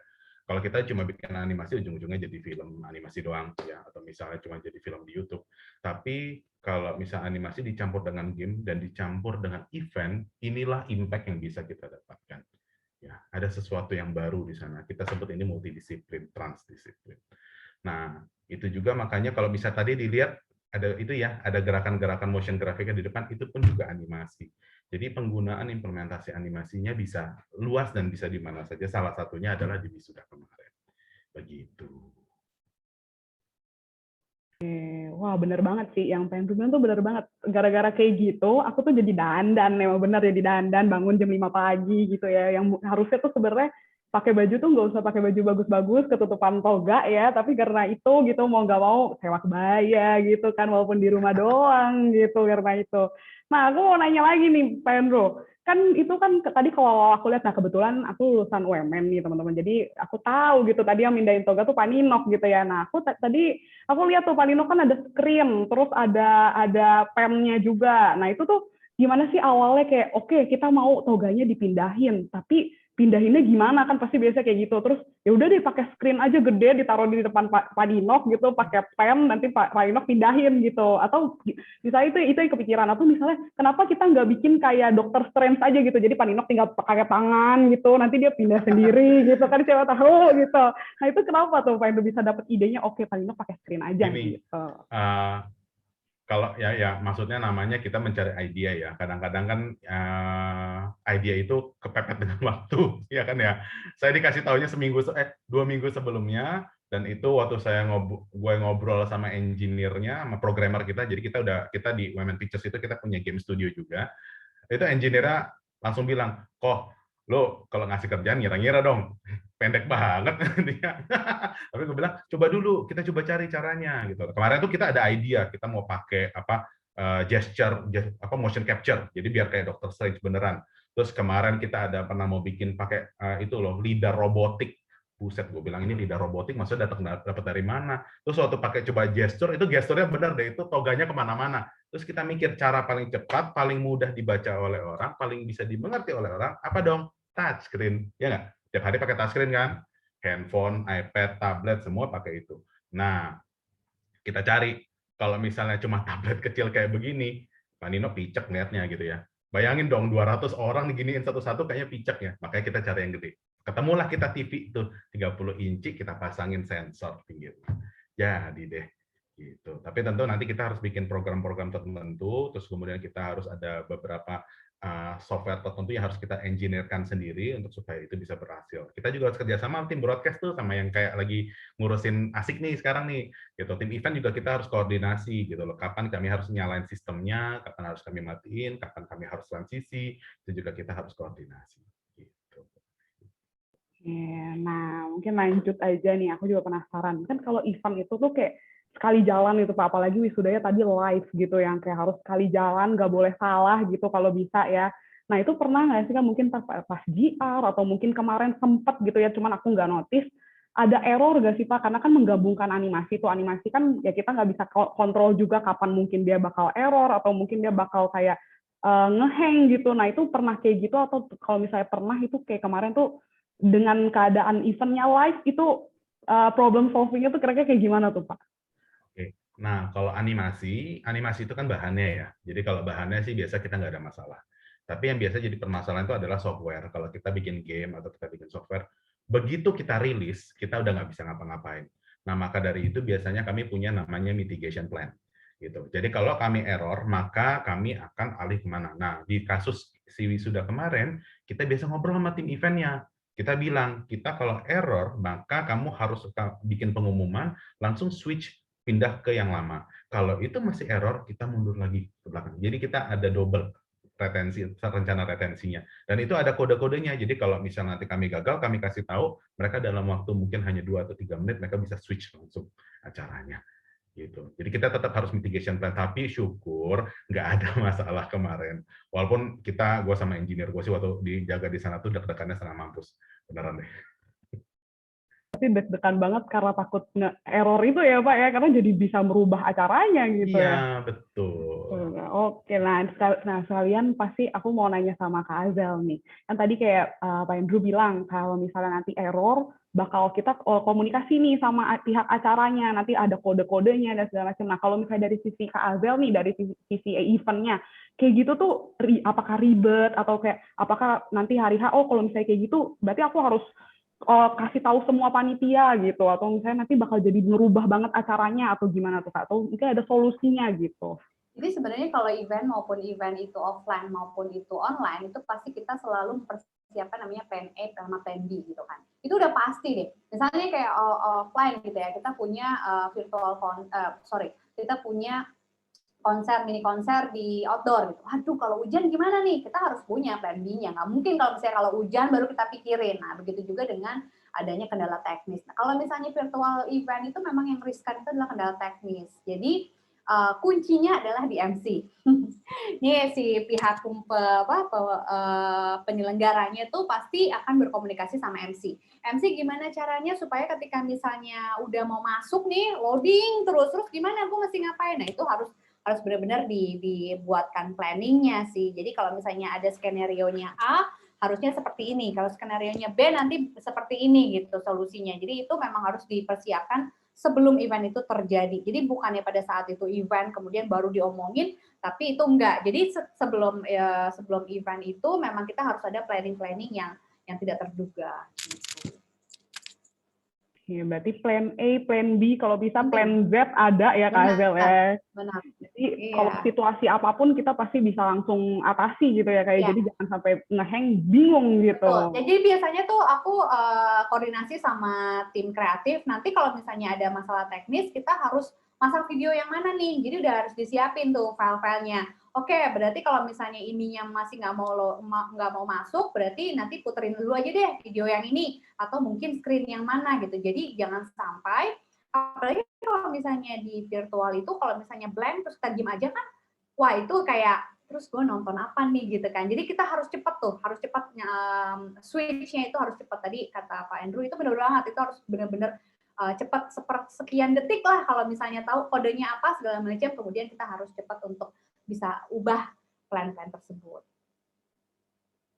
Wah, iya benar banget sih. Emang kalau orang event itu dituntut cepet ya, Kak Azel ya. Jadi kayak langsung, kalau ini ngehang harus ini, kalau ini nggak benar atau mungkin ada undang pembicaranya tiba-tiba nggak bisa datang, gitu mau nggak mau harus bisa cepet ya, Kak Azel ya. Kalau on offline event itu biasanya nih ada stage manager, ada floor director kayak gitu-gitu tuh, itu harus bisa membaca situasi. Makanya kan tim event itu menyebar banget gitu kan, apalagi eventnya besar.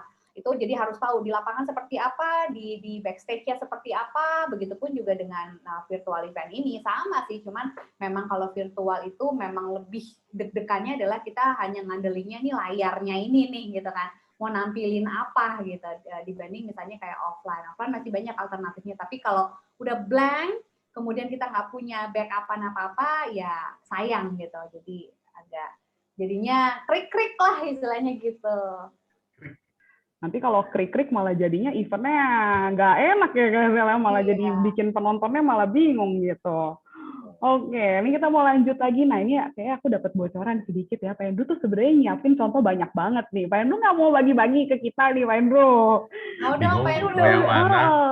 Udah contoh baik banget nih. Kira-kira apa sih mesti event-event yang mungkin yang bergabungan sama animasi itu yang Pak Endru tuh pernah lihat atau pernah datang nih mungkin? Oke. Mungkin yang gue bisa share ya, beberapa karya yang kami udah bikin di Women Pictures, terutama di game studio ya. Karena biasa game studio ini paling banyak urusan sama event nih. Ya, salah satunya itu tuh, ini kalau mau lihat tuh ada yang namanya, kita pernah buka di Gramedia World, ada Gramedia World Dodgeball, ya, itu kita gabungin tuh, ada animation, event, sama ada game juga. Gitu. Mau dikasih lihat boleh tuh? Oke, sebentar, dibantu oleh Rizka.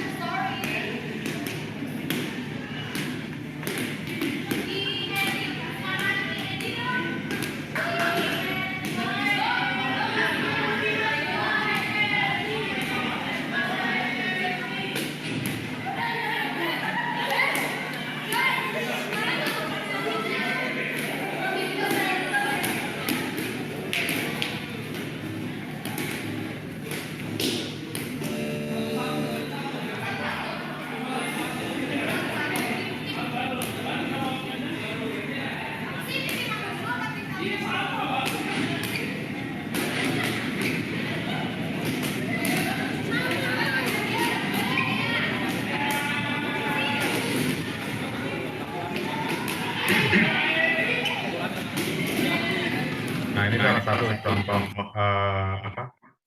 salah satu contoh wahana digital yang kami buat. Yang waktu itu kami diminta untuk membuat dengan Gramedia World, kita mau bikin kayak semacam wahana sports gitu loh. Nah, somehow di hari H itu ternyata mereka rencananya nggak cuma bikin wahana doang, tapi bikin eventnya juga sekalian. Jadi sering ada tuh event-event sport di sana, dan tadinya awalnya kita mikir, wah ini kayaknya seru nggak ya, tapi ternyata tim Gramedia itu bisa bikin acara sampai seru banget, sekolah A lawan sekolah B, sampai anak-anaknya itu bisa ngatur strategi, ntar kamu depan sini, ntar lu ngumpulin bola ya, ntar lu kayak gini ya, buset ini udah kayak main bola beneran nih, gile gitu loh. Tapi itu menjadi hal yang seru ya. Bayangin layar segede gitu, terus kemudian bisa kita touchscreen pakai bola, terus habis itu kita rebutan skor. Waduh, itu seru banget. Ya, itu membuat fun-nya itu multiple gitu. Nah, salah satu animation juga itu bisa kita pakai, animation dan game itu bisa kita pakai juga. Ini ada juga contoh yang di Museum Macan nih. Waktu itu kita pernah juga diminta untuk ke Museum Macan untuk membuat salah satu wahananya mereka. Itu ada videonya kalau nggak salah ya, Museum Macan Installation Demo. Jadi itu menarik untuk memperlihatkan konsep sebuah seni art itu tuh seperti apa, tapi di dalam bentuk digital.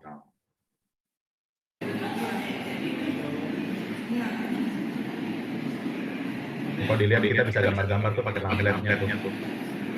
Ada 3 tablet di sana, bisa gambar-gambar mengisi kekosongan gambar ada di sana.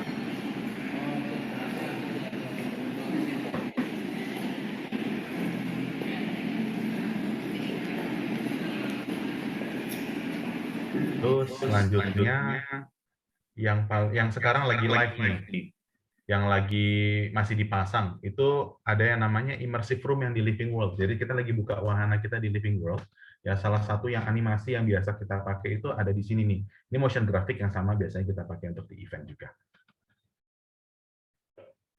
Jadi putarkan.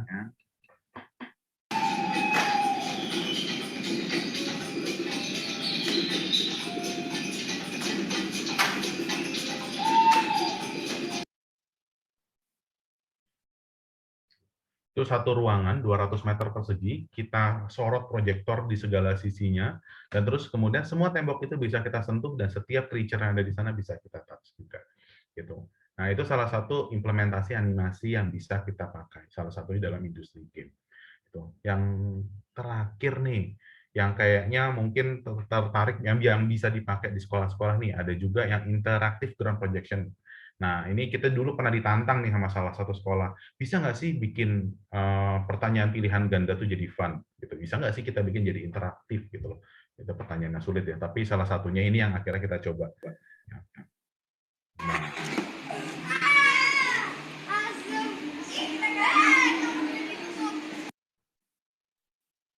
Gitu. Jadi itu implementasi animasi ya, banyak yang bisa kita pakai ya. Dan kalau gue pernah dengar juga animasi pernah dipakai dalam kedokteran juga untuk memperlihatkan bagaimana sih cara kerja manusia atau menjelaskan penyakit-penyakit kepada kliennya, kepada pasiennya juga gitu. Jadi industri animasi atau ilmu animasi itu banyak banget bisa dipakai kanan kiri. Tapi memang harus dicampur dengan ilmu yang lain. Nah, di hari ini kita ngobrol industri animasi itu dicampur dengan event. Dan impact-nya itu bisa membuat event itu menjadi jauh lebih menarik. Gitu. Wah iya ya, pasti menarik banget. Tadi aja aku ngeliat yang lempar-lempar bola itu kayak seru banget tuh, pengen nyoba juga tuh Pak Endro tuh. Seru banget bisa lempar-lempar bola kayak gitu. Oke, ke pertanyaan selanjutnya nih aku mau nanya buat Kak Azel sama Pak Endro juga nih. Kan tadi kita udah lihat tuh contoh-contoh animasi yang bisa diterapin di event, terus nanti event-eventnya juga kayak gimana. Nah, kira-kira sebenarnya kalau bikin virtual event atau mungkin event yang langsung, yang on-site plus animasi, itu mahal nggak sih? Mungkin kalau dari Pak Endro tuh kira-kira kayak tadi tuh ada proyektor, atau misalnya kayak tadi ada pentap, ada layar dan segala macam, itu kira-kira membebani budgetnya event nggak sih? Kayak gitu. Nah, mungkin dari Kak Azel, kira-kira budget yang sebenarnya kalau misalnya mau bikin virtual event plus animasi tuh budget yang sebenarnya disediakan sama event itu berapa, dan cocok nggak sih sebenarnya kalau misalnya digabungin sama event gitu, sama animasi? Oke, sebenarnya kalau untuk budgetnya berapa kita nggak bisa mention sekarang gitu ya, tergantung dengan part yang mana aja nih yang mau kita coba buat gitu. Tetapi kalau misalnya di compare dengan offline dan juga online, itu ada plus minusnya sih sebenarnya. Tapi kalau misalnya di online itu memang kita bergantung banget sama yang namanya teknologi. Yang namanya teknologi itu kan pasti ada cost-nya di situ. Tadi bilang animasi. Kalau kita bicara tentang animasi, berarti kan di situ ada karya dan juga ada proses behind animation itu jadi gitu. Jadi memang nggak bisa tuh yang namanya instan. Tadi Pak Andrew bilang 2 minggu, wah gila gue bikin kayak ginian 2 minggu gitu kan ya. Tapi itu emang bener banget, karena kita kalau misalnya yang namanya visual, audio visual, animation tuh nggak bisa sekedar, oke, besok jadi ya gitu.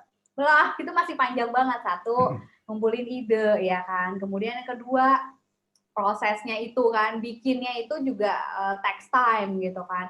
Kemudian juga itu dia tadi yang tadi aku bilang, kalau misalnya memang di compare, ya nggak bisa apple to apple karena memang kebutuhannya beda.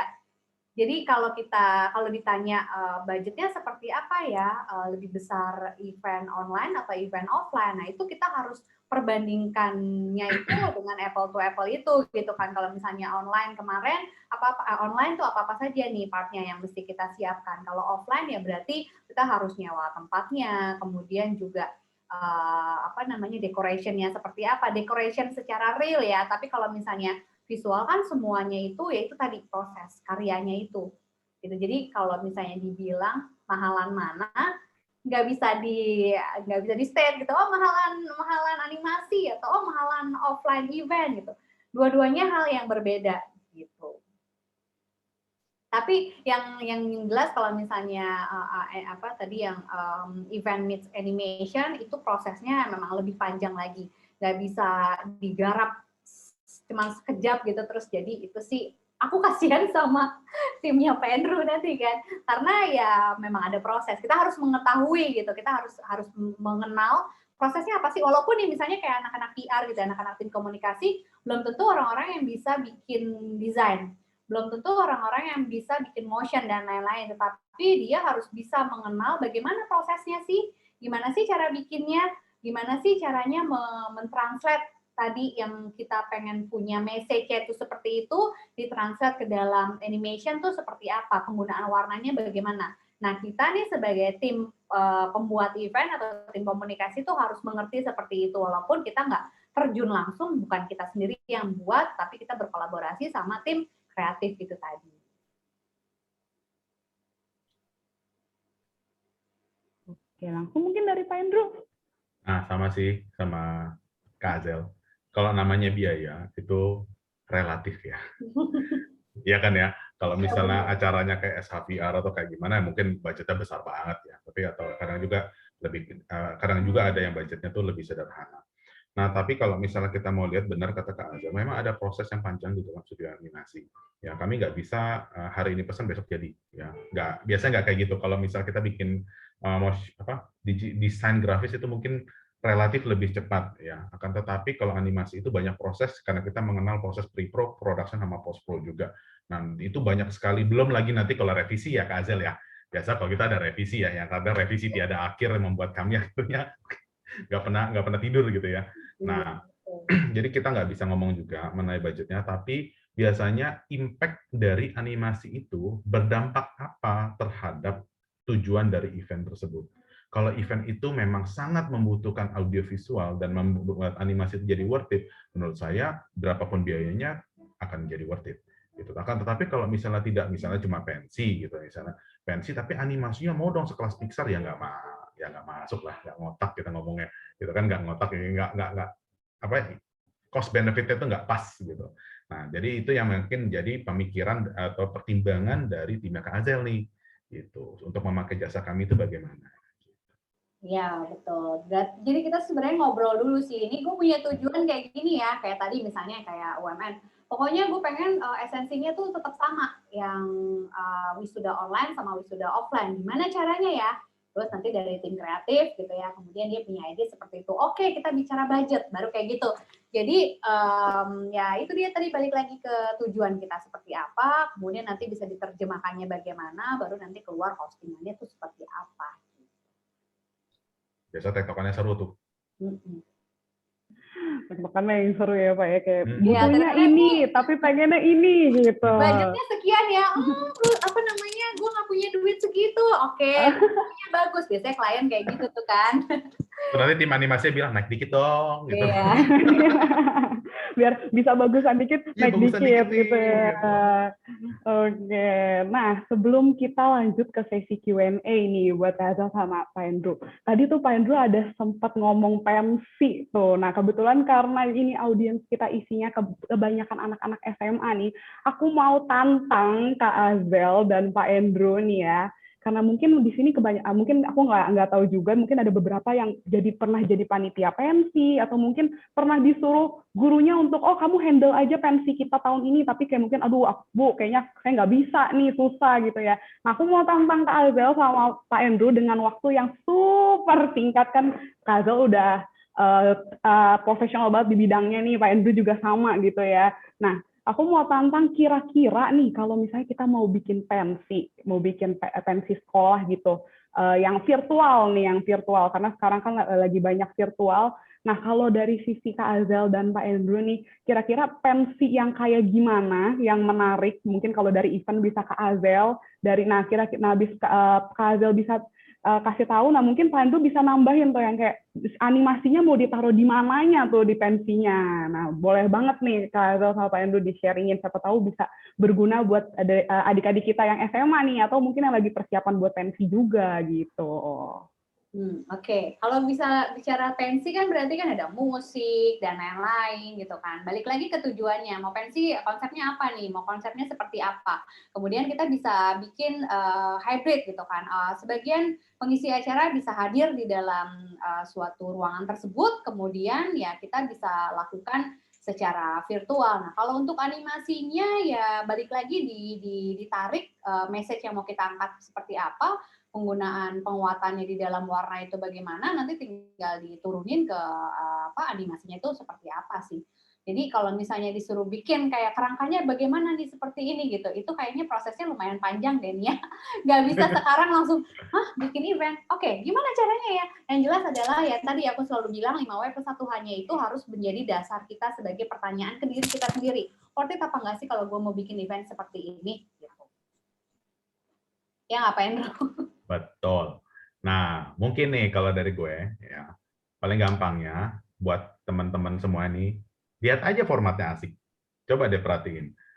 Banner komponen-komponen digital apa sih? Animasi apa sih yang ada seperti tadi ya, swipe-nya, terus kemudian kita lihat nih ada banner asiknya, terus kemudian tadi waktu pertama kali masuk ada waktu itu mundur kan, mungkin itu kan statik nih, mungkin bisa dibikin animasinya juga. Nah, hal-hal seperti itu mungkin bisa dipersiapkan sebagai basic atau dasarnya. Nanti untuk selanjutnya ke depannya, ternyata butuh ini, butuh ini, butuh itu tergantung dari acaranya. Eventnya itu tujuannya seperti apa, dari tim kreatifnya seperti apa, gitu. Rundown-nya sih mesti rapi dulu sih, Iya, tahu betul. kapan kita masuk, terus pas soal lagi nunggu tuh kita mau ngasih apa nih ke layar ini gitu kan, mungkin cuma diem doang gitu, karena itu harus dipikirin sih. Itu tim animasi bergantung sama rundown tuh banget tuh. Biasanya kita ada semacam storyboard-nya ya, masalah storyboard atau ada step-nya itu kita bergantung itu banget. Kalau nggak ada itu kita nggak tahu kita harus bikinnya kayak gimana. Gitu. Per detik pun kita harus kasih tahu di duration-nya tuh berapa lama, video berapa lama, kemudian nanti MC masuk ke menit ke berapa dan lain-lain. Sedetail itu teman-teman. Jadi kalau bikin rundown tuh jangan cuma jam 6 dibuka gitu. Habis itu sampai jam berapa nih jam 6 dibuka? MC masuk di menit ke berapa gitu. Jadi per menit per detik itu kalau eventnya online ya khususnya, terutama sih offline juga kayak gitu. Itu lebih diperhatikan banget. Video durasinya berapa lama, jangan sampai kepanjangan gitu kan. Oke, kita kasih video untuk intro 30 detik aja deh. Habis itu terus nanti ada video lagi berapa lama gitu. Dan duration-nya harus dipikirin. Wah, iya bener banget sih. Ini gak cuman adik-adik SMA yang belajar, tapi kita tim asik juga belajar nih, kayak sama Pak Endro hari ini Jadi kayak, wah timetable-nya harus exact banget ya, maksudnya detik keberapa, menit keberapa itu kita harus ngapain gitu. Wah, terima kasih banyak nih buat Kak Azel sama Pak Endro yang udah sharing-sharing bareng kita hari ini. Kita mau lanjut aja langsung ke sesi Q&A dari audiens kita nih hari ini. Jadi mungkin Kak Azel sama Pak Endro mungkin langsung mau minum dulu boleh, karena pertanyaannya banyak banget nih. Oke, ini kita langsung aja buat langsung masuk ke sesi Q&A dari adik-adik SMA kita.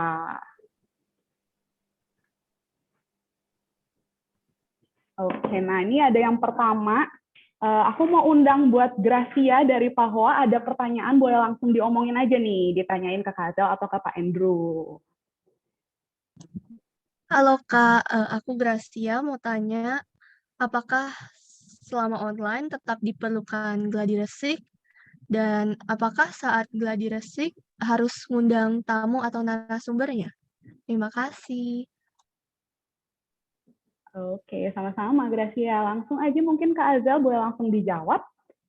Oke, halo Gracia, salam kenal. GR itu penting banget. Jadi GR itu wajib melibatkan orang-orang yang terkait gitu ya.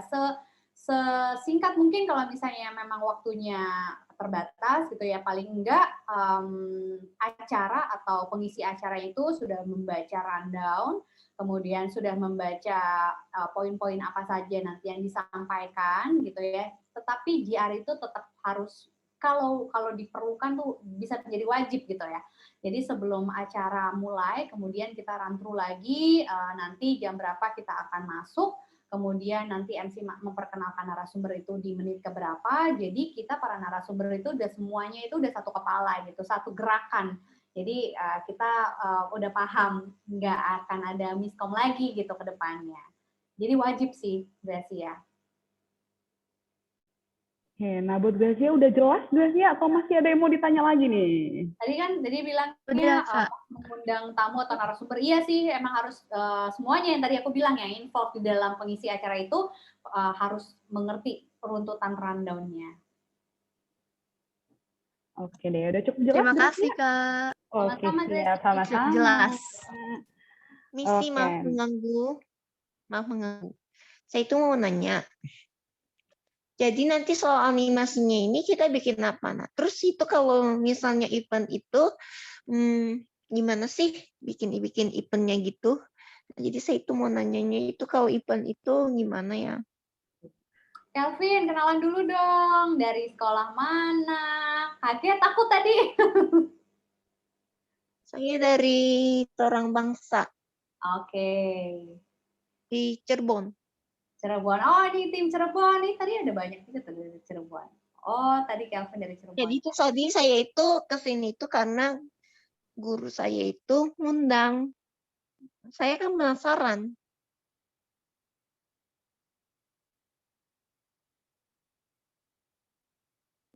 Iya, halo Kelvin. Kamu bisa ulang lagi mungkin pertanyaannya biar kita semua bisa dengar? Boleh. Jadi saya itu mau nanya, ini nanti animasinya itu kita bikin pagi program apa? Program animasinya. Oke, nah ini aku bantu terjemahin. Nanti kalau salah boleh ngomong ya. Nah, mungkin ini pertanyaannya buat Pak Andrew nih. Pak Andrew, mungkin kalau misalnya nanti kita bikin animasi nih buat event, kira-kira programnya apa sih atau softwarenya apa sih yang bisa dipakai? Mungkin seperti itu. Kalau software ya, kalau kita ngomong software tuh banyak banget. Jujur, di industri animasi itu software banyak, dari yang gratis sampai yang bikin kantong bolong tuh juga banyak. Ya, jujur aja nih, gitu. Tapi yang umum, biasanya semua desainer itu di seluruh dunia wajib untuk memahami yang namanya Adobe Photoshop. Ya, itu udah pasti umumnya ya, bukan pasti ya, tapi bukan pasti dan wajib, tapi maksudnya umumnya biasanya kita mulai dari Adobe Photoshop terlebih dahulu untuk memahami apa itu desain. Lalu kemudian nanti kita bisa juga ke Illustrator, atau mungkin nanti kita bisa ke Adobe Animation. Terus kemudian kalau misalnya kita mau mencoba motion graphic, kita masuk ke Adobe After Effects. Terus yang sekarang ini yang lagi ngetrend juga nih, itu adalah 3D animation. Nah, 3D animation itu biasanya pakai software yang namanya 3D Suite kita sebutnya, 3D software kasarnya. Itu contohnya seperti Autodesk Maya, 3ds Max, atau kalau yang gratis itu kemarin, yang open source bukan gratis ya, Blender, Ya, ada juga khusus spesialis 3D software untuk visual effect itu seperti Cinema 4D, Houdini. Jadi ada banyak sekali software yang bisa dipakai. Nah, kalau mulainya dari mana, itu bebas sih sebenarnya. Ya, mau mana yang paling gampang dan bisa diraih dan tutorial paling gampang. Gitu. Ya. Oke, wah Kelvin udah jelas belum Kelvin kira-kira? Ya, baik. Sudah jelas. Terima kasih. Terima kasih. Oke, lanjut kita ke pertanyaan selanjutnya nih. Ini pertanyaannya buat Kak Azel lagi nih. Nah, Kak Azel mau nanya, di event itu orang-orang yang harus atau wajib yang ada di event tuh apa sih? Ini mungkin kalau menurut aku, mungkin nanti Mario kalau mau bohong, maksudnya kalau nggak benar aku nyebutinnya boleh dikoreksi ya. Nah, mungkin maksudnya ini panitianya kali yang mesti disiapin tuh apa-apa aja dan siapa-siapa aja gitu. Nah, terus pertanyaan selanjutnya, menurut kakak hal terberat atau tantangan terberatnya untuk membuat suatu event itu apa sih? Nah, itu boleh langsung dijawab sama Kak Azel. Oke, kalau misalnya panitia itu udah pasti, itu kan tadi ada saringan-saringan, maksudnya ada beberapa part yang menjadi flow-nya event itu apa saja sih. Satu, ada yang namanya operational. Operational itu biasanya orang-orang yang langsung terjun ke lapangan, yang dia handle sama vendor, kemudian secara teknisnya itu sebenarnya itu ada di dalam tim operational. Ada lagi yang namanya tim pemasaran. Tim pemasaran itu yang tadi aku bilang adalah how to communicate with target audience. Gimana sih caranya kita berkomunikasi? Gimana sih caranya kita melakukan promosi? Itu biasanya ada tim marketingnya sendiri. Nanti dia ngajakin kerjasama atau mencari sponsorship atau partnership sama brand mana gitu. Kemudian kita mencari collaboration dengan teman-teman media. Pokoknya intinya adalah gimana cara kita mempromosikan dan mengkomunikasikan bahwa event kita ini bakalan ada loh. Dan yang menarik dari event kita tuh ABCD. Itu adalah dari tim marketing atau tim promosi atau tim communication-nya lah. Itu ada dua ya. Kemudian yang ketiga itu biasanya adalah tim administration. Biasanya di dalam tim administration itu ada tim finance atau orang yang megang alurnya perduitan ya. Jadi misalnya kayak tim operational butuh untuk biaya apa segala macam, itu ada cash flow-nya itu yang megang dari tim finance, dan juga misalnya dari persuratan dan lain-lain itu ada di dalam tim administration. Itu yang wajib, tapi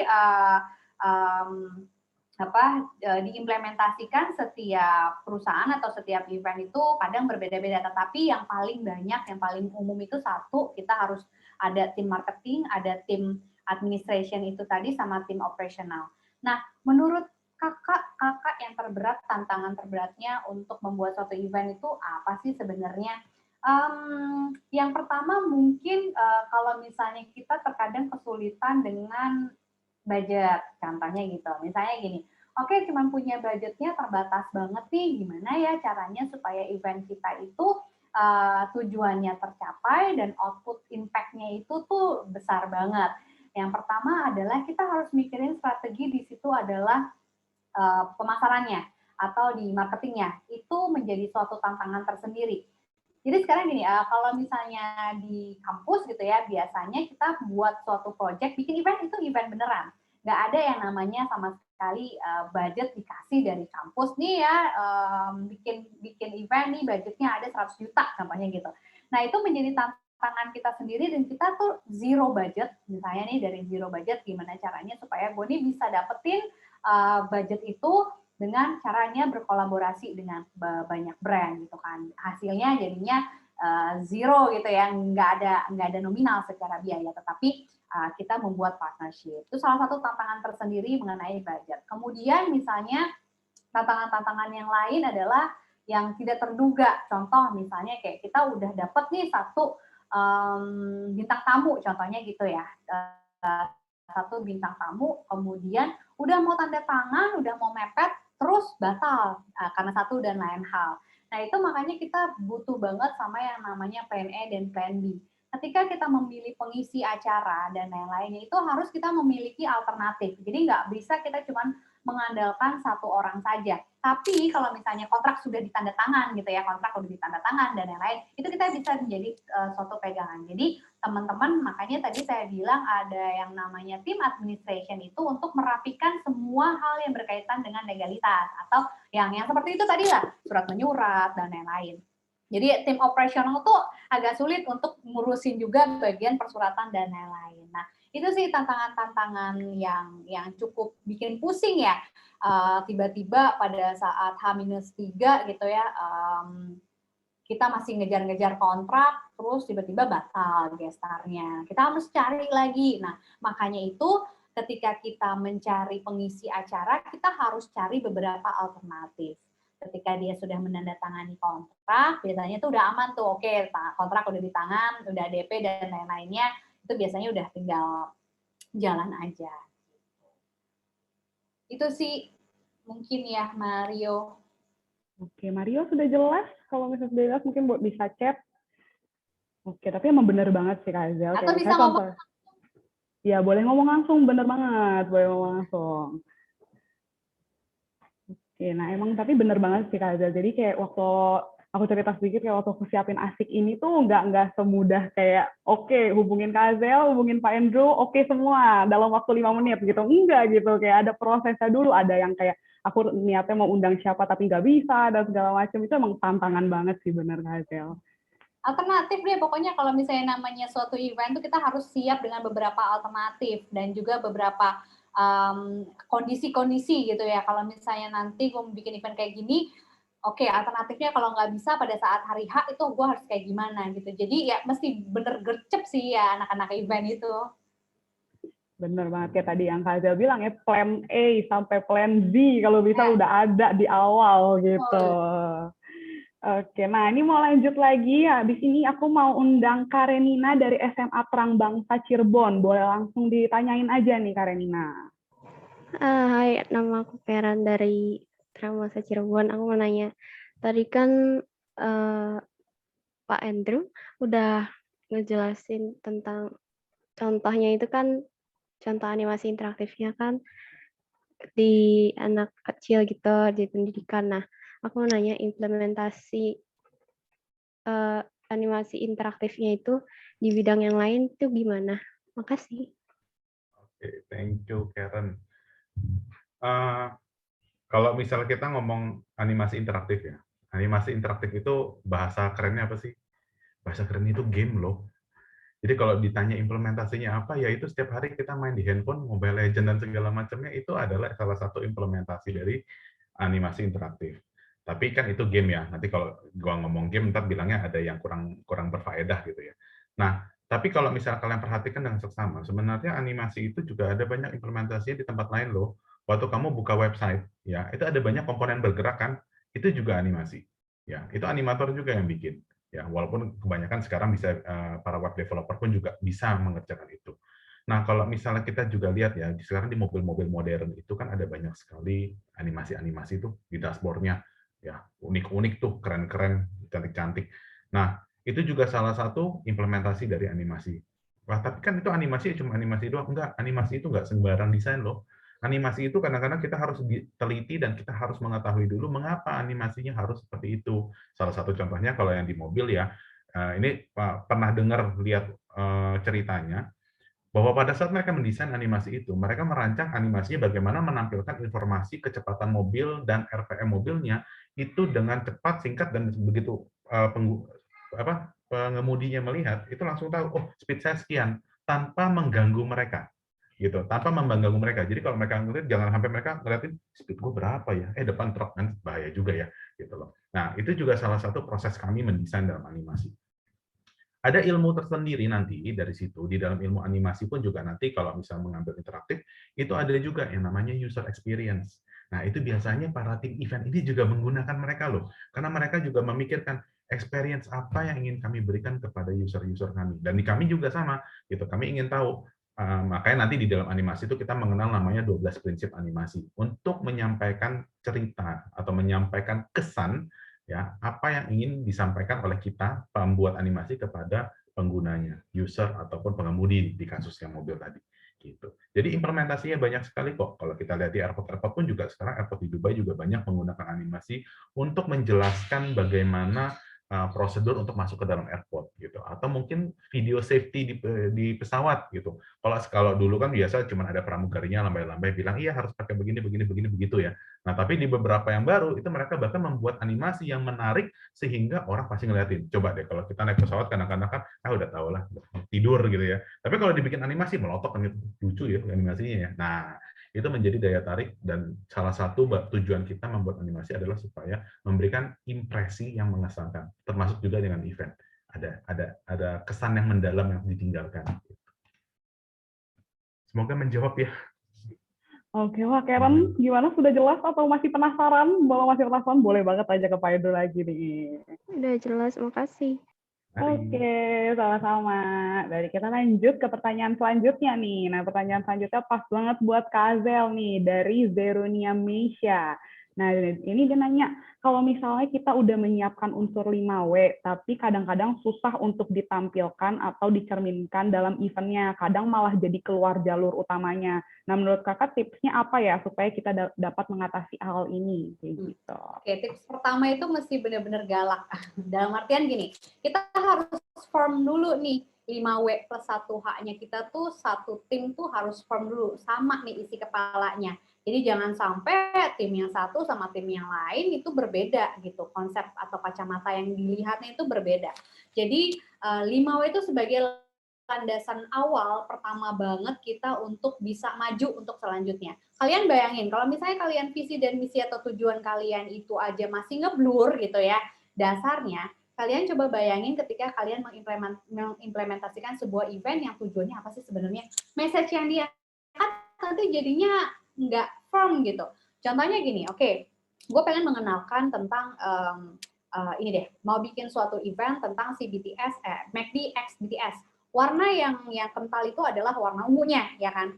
Kemudian kita belum mau info bahwa kita ada kolaborasi dengan BTS. Kemudian kita luncurkan semua komunikasi visualnya itu dengan kaitannya warna ungu gitu. Jadi ungu tuh udah nempel banget nih di kepala audiens ya. Kemudian kita baru luncurkan si BTS X MACD-nya ini dengan warnanya itu warna si ungu itu tadi. Jadi udah mata kita tuh sudah familiar dengan warna tersebut. Nah, 5W-nya itu mesti benar-benar harus firm dulu di awal. Kalau kita aja masih bingung gitu ya, gimana nanti caranya kita audiens kita tuh menerima message kita gitu. Jadi nanti banyak banget noise-nya gitu ketika misalnya dari sender ke receiver ada message-nya terus banyak banget noise-nya karena 5W-nya itu belum firm. Jadi pastikan dulu 5W plus 1H-nya itu atau 5W-nya itu harus firm dulu, dikomunikasikan semua dengan tim harus sejalan gitu ya. Jadi kepalanya dan cara pandangnya itu sama. Caranya mau seperti apa tapi itulah panduannya. Oke, Zerunia sudah menjawab atau misalnya masih bingung, boleh tulis di kolom chat. Kalau masih bingung, boleh langsung tanya lagi nih ke Kak Azel nih. Kak Azel kan dengan senang hati ya, Kak ya? Tenang, pokoknya intinya kalau misalnya handle event, itu balik lagi tujuan gua apa ya? Kan karena kan kita nggak gerak sendiri ya, kita gerak dengan tim. Timnya itu bisa puluhan, bahkan mungkin ratusan kalau eventnya gede ya. Tim-tim kecilnya gitu. Jadi semuanya itu harus dikomunikasikan nih internal kita. Harus sama nih kepalanya. Jangan sampai punya kepala yang berbeda-beda. Nanti jadi outputnya itu nggak firm gitu message yang mau kita sampaikan. Banyak banget kok, sering banget terjadi gitu ya. Aduh ini apa sih maksudnya kok kayak gitu, susah banget ketemunya, nggak enak banget sih buat diajak kerjasama dan lain-lain. Tapi balik lagi, gue punya tujuan apa sih? Oh iya ya, tujuan kita sama nih, mau mengkomunikasikannya ini. Jadi harus balik lagi di situ. Semoga menjawab ya. Oke, Kak Siap. Thank you so much katanya. Oke, nah sebelum aku masuk ke pertanyaan terakhir nih, aku mau ingetin lagi buat teman-teman, di kolom chat itu ada form evaluasi. Jadi aku boleh minta tolong buat kalian semua yang hadir di Asik hari ini, boleh langsung diklik link evaluasinya dan diisi, teman-teman. Oke, nah lanjut lagi ke pertanyaan terakhir nih ya, dari Samuel Audric. Boleh langsung dibacain aja, Samuel. Oh iya. Oh, maaf aku salah baca. Oke, aku langsung bacain aja ya berarti ya. Nah, ini dari Samuel Aldrich itu nanya kayak gini. Menurut kakak, apakah virtual event ke depannya bisa menggunakan virtual reality? Nah, itu mungkin bisa dijawab tuh Kakak Azel, mungkin apa enggak. Nah, dari Pak Andrew juga mungkin apa enggak tuh virtual reality diterapkan ke virtual event. Nah, jika bisa, apa tantangan terbesarnya? Seperti itu. Tantangan terbesarnya adalah cara membuatnya dengan proses yang panjang. Ya, Pak Andrew. Betul banget. Ya, memang benar banyak banget sih. Itu dulu pernah ada pembicaraan juga membuat event menggunakan virtual reality bisa nggak bisa aja gitu. Akan tetapi kita harus ingat bahwa perangkat virtual reality itu tidak murah. Tidak semua orang bisa menggunakan itu, dan kalau bisa kita lihat tadi teorinya aja bahwa ini kan harus melibatkan masyarakat banyak ya. Kalau event cuma 2 orang kayaknya ya krik-krik banget gitu ya. Nah, tapi kalau misalnya orang itu tidak bisa mendapatkan perangkatnya, nggak bisa ikutan lah. Terus jadinya nggak seru dong. Dan ditambah lagi, teknologi di belakangnya belum mumpuni untuk bisa sampai membuat event itu live. Ya, walaupun ada beberapa contohnya, ya akan tetapi itu tidak 100% live. Contohnya aja nih, kita mau lagi fitur asik kayak begini aja, kita ngomong pasti akan ada delay-nya ya. Apalagi kalau misalnya virtual reality. Virtual reality means 360 gambar yang ada di sekeliling kamera itu semua harus kita stream. Satu gambar aja udah berat, apalagi banyak ya. Dan kemudian virtual reality itu kalau misalnya ada delay, biasanya nanti akan membuat orang mabok. Ya, jadi biasanya tuh kalau nggak salah tuh 14 nanosecond. Kalau misalnya ada delay sedikit, itu nanti akan membuat kita seasickness. Jadi kita akan mabok-mabok. Mabok itu muntah ya. Jadi itu makanya kesulitan untuk VR. Dan di kondisi pandemi seperti ini, VR itu kan sangat personal ya. Jadi kalau tidak nempel, itu kan nempel sekali dengan manusianya. Nah, kalau misalnya lagi kondisi pandemi gini, kayaknya sih kurang cocok ya. Gitu. Jadi faktor-faktor itu yang kemudian menurut saya sih agak susah untuk VR itu diimplementasikan. Gitu. Ditambah nanti masalah teknologinya kan, udah yang normal aja bikin Kak Azel sakit kepala, apalagi yang ini gitu loh. Tambah sakit kepala lagi nanti dia. Gitu. Oke, nah ternyata ada satu tambahan pertanyaan lagi nih. Mudah-mudahan Kak Azel sama Pak Andrew belum lelah ya, belum capek gitu. Oke, ini tinggal satu pertanyaan terakhir dari Mesrawati Erina dari Seman 13 Semarang. Nah, pertanyaannya adalah, ada saran atau contoh animasi interaktif yang menarik dan bisa bikin partisipan jadi lebih aktif ngomong nggak, Kak? Nah, terutama buat virtual event yang di Zoom. Terima kasih sebelumnya. Itu. Berat nih. Oh, langsung berat ya. Oke, aku jawab atau Kak Zel? Kayaknya Pak Andrew deh. Oke, baik. Pertanyaan ini menusuk langsung ke jantungnya dari ilmu animasi sebenarnya. Ya, di dalam animasi itu kita mengenal yang namanya 12 prinsip animasi. Ada yang namanya appeal, solid drawing, terus kemudian stretch and squash, terus kemudian ada follow through. Nah, semua prinsip dari animasi ini itu digunakan untuk menarik perhatian dari audiensnya. Nah, bagaimana cara implementasinya? Saya aja belajar 4 tahun, gitu. Jadi banyak sekali cara mix and match-nya yang harus kita pelajari, dan animasi itu sekali lagi saya bilang, bukan sekali lagi sih, pertama kali gue bilang, animasi itu adalah skill. Ya, skill yang kita pelajari teori dasarnya, terus kemudian pengalaman itu makin banyak, jam terbang kamu akan semakin jago kamu untuk mentranslate animasi itu untuk menarik perhatian orang. Ya, kenapa sih kalau misalnya di dalam film-film tuh kalau misalnya ada bom meledak gitu ya, kameranya digoyang-goyangin gitu. Itu ada sebabnya tuh, ada maksudnya gitu loh. Kalau misalnya kenapa kalau di Tom and Jerry mau nonjok orang gitu ya, waktu si Tom yang mau pukul atau si Jerry-nya mau pukul si Tom itu, dia ada mundur dulu baru kemudian dia maju lagi. Nah, itu ada sebabnya, ada reason-nya, dan salah satunya itu adalah 12 prinsip animasi tersebut. Nah, kalau misalnya ditanya animasi interaktif atau untuk menarik orang tuh bagaimana? Nah, salah satunya adalah itu. Nah, kalau misalnya ini kan ada animasi ya, kalau terus kemudian ada interaktifnya juga nih. Di dalam animasi interaktif itu tadi saya ada bilang mengenai tentang user experience. Mengapa sih namanya Tokopedia, keranjangnya ditaruh sebelah kanan atas? Kenapa sih di scrollnya seperti ini? Kenapa sih satu page itu hanya ada 40? Itu ada bahasa desainnya dan ada reason-nya mengapa kita seperti itu. Kenapa sih kalau 9gag, ada pasti semua baca 9gag kan gitu loh. Nah, kalau 9gag itu nge-scrollnya unlimited. Ada tujuannya itu. tujuannya animator itu supaya kita itu nggak berhenti main-main game. Itu ada sebabnya. Nah, itu kita pelajari dari namanya user experience, UX kita sebutnya. UI kita belajar kita mau mengetahui apa yang ingin pengguna kita rasakan, user experience, lalu kemudian nanti kita desain menggunakan user interface gitu. Jadi itulah salah satu caranya, tapi panjang kalau kita bicarakan. Mesti 4 tahun memahaminya ya, Pak Andrew. Saya baru animasinya ya, kalau user experience-nya mungkin kalau game designer lebih memahami gitu. Nah, tapi itu kalau animasi interaktif biasa kita mengarahnya ke sana. Ya, game-game juga kenapa kalau misalnya kita ini terus kemudian kok stick PS kita kok getar-getar. Nah, itu juga ada sebabnya tuh, ada reason-nya kenapa mereka mendesain seperti itu. Oke deh, thank you banget Pak Andrew, jawabannya panjang ya berarti ya, kalau mau bisa kayak gitu tuh prosesnya panjang banget.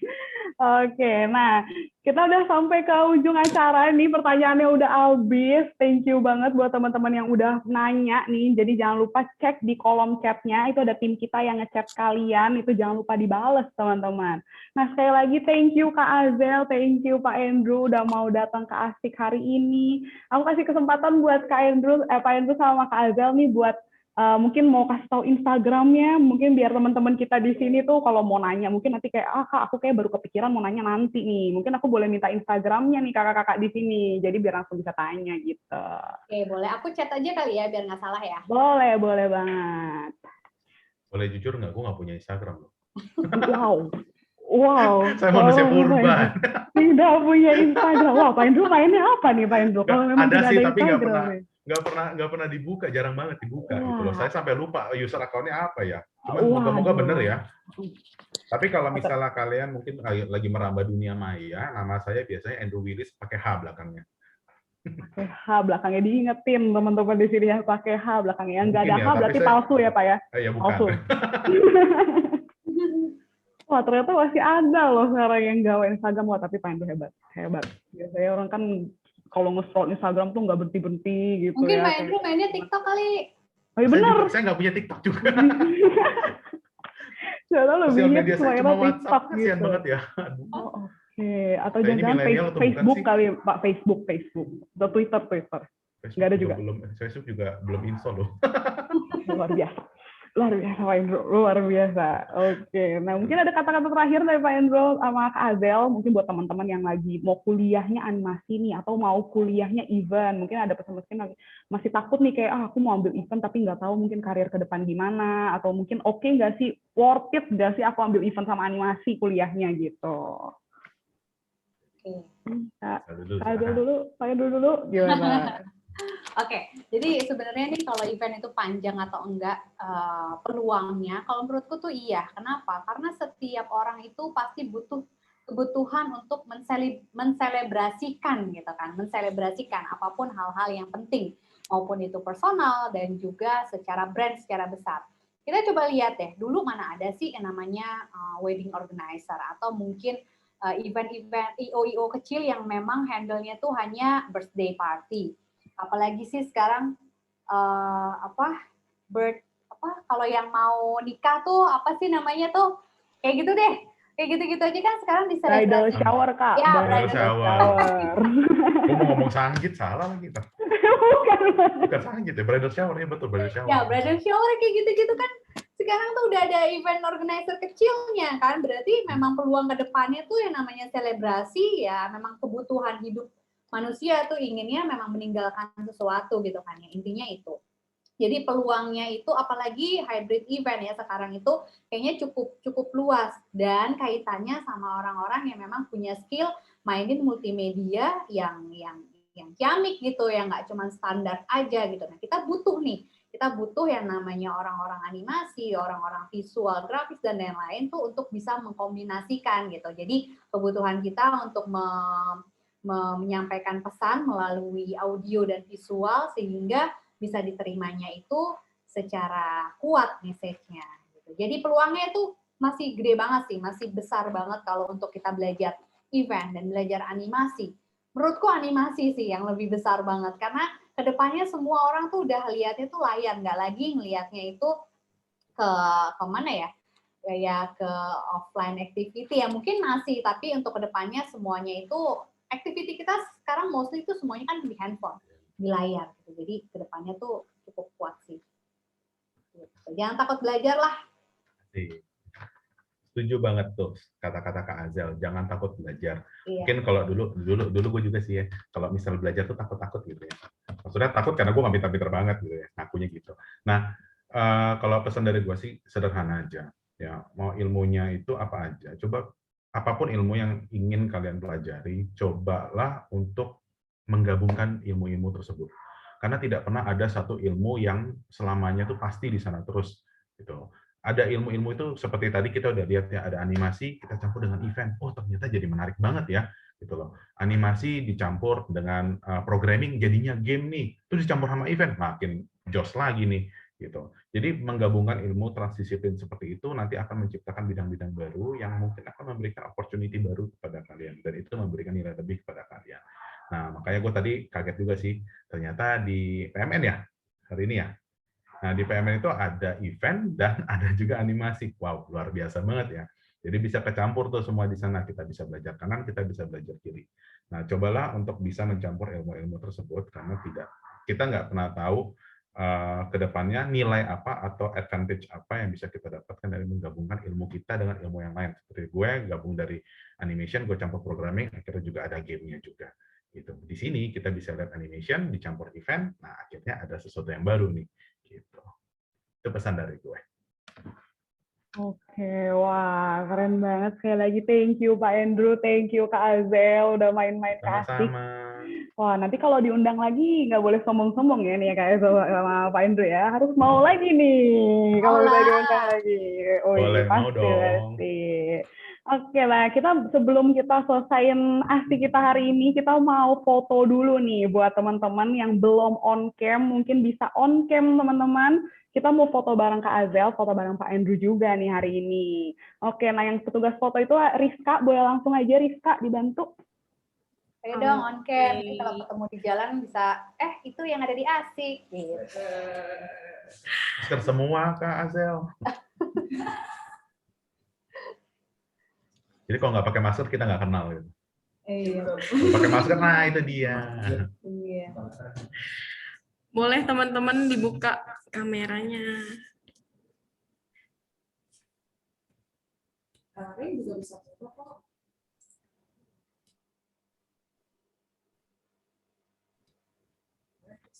Oke. 1, 2, 3. Iya. Bentar.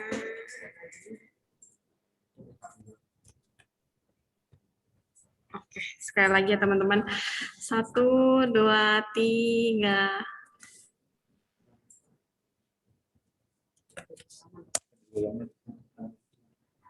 Oke. Udah.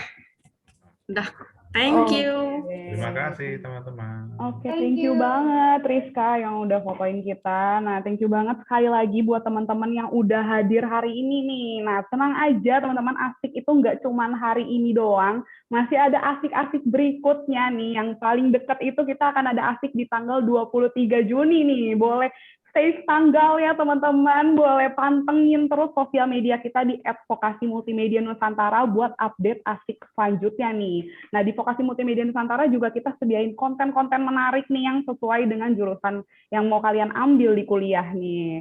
Oke, nah buat kalian yang tadi mungkin udah join kita hari ini, di kolom chat itu ada link evaluasi, mungkin yang belum isi boleh banget langsung isi link evaluasinya sekarang teman-teman. Dan buat yang tadi udah jawab pertanyaan, udah menang games, itu juga boleh lihat chatnya teman-teman dan dibales ada tim kita.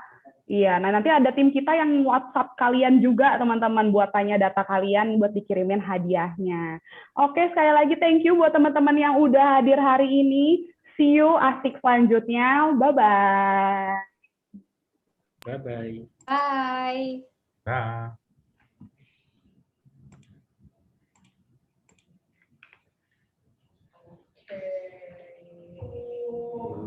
Guys.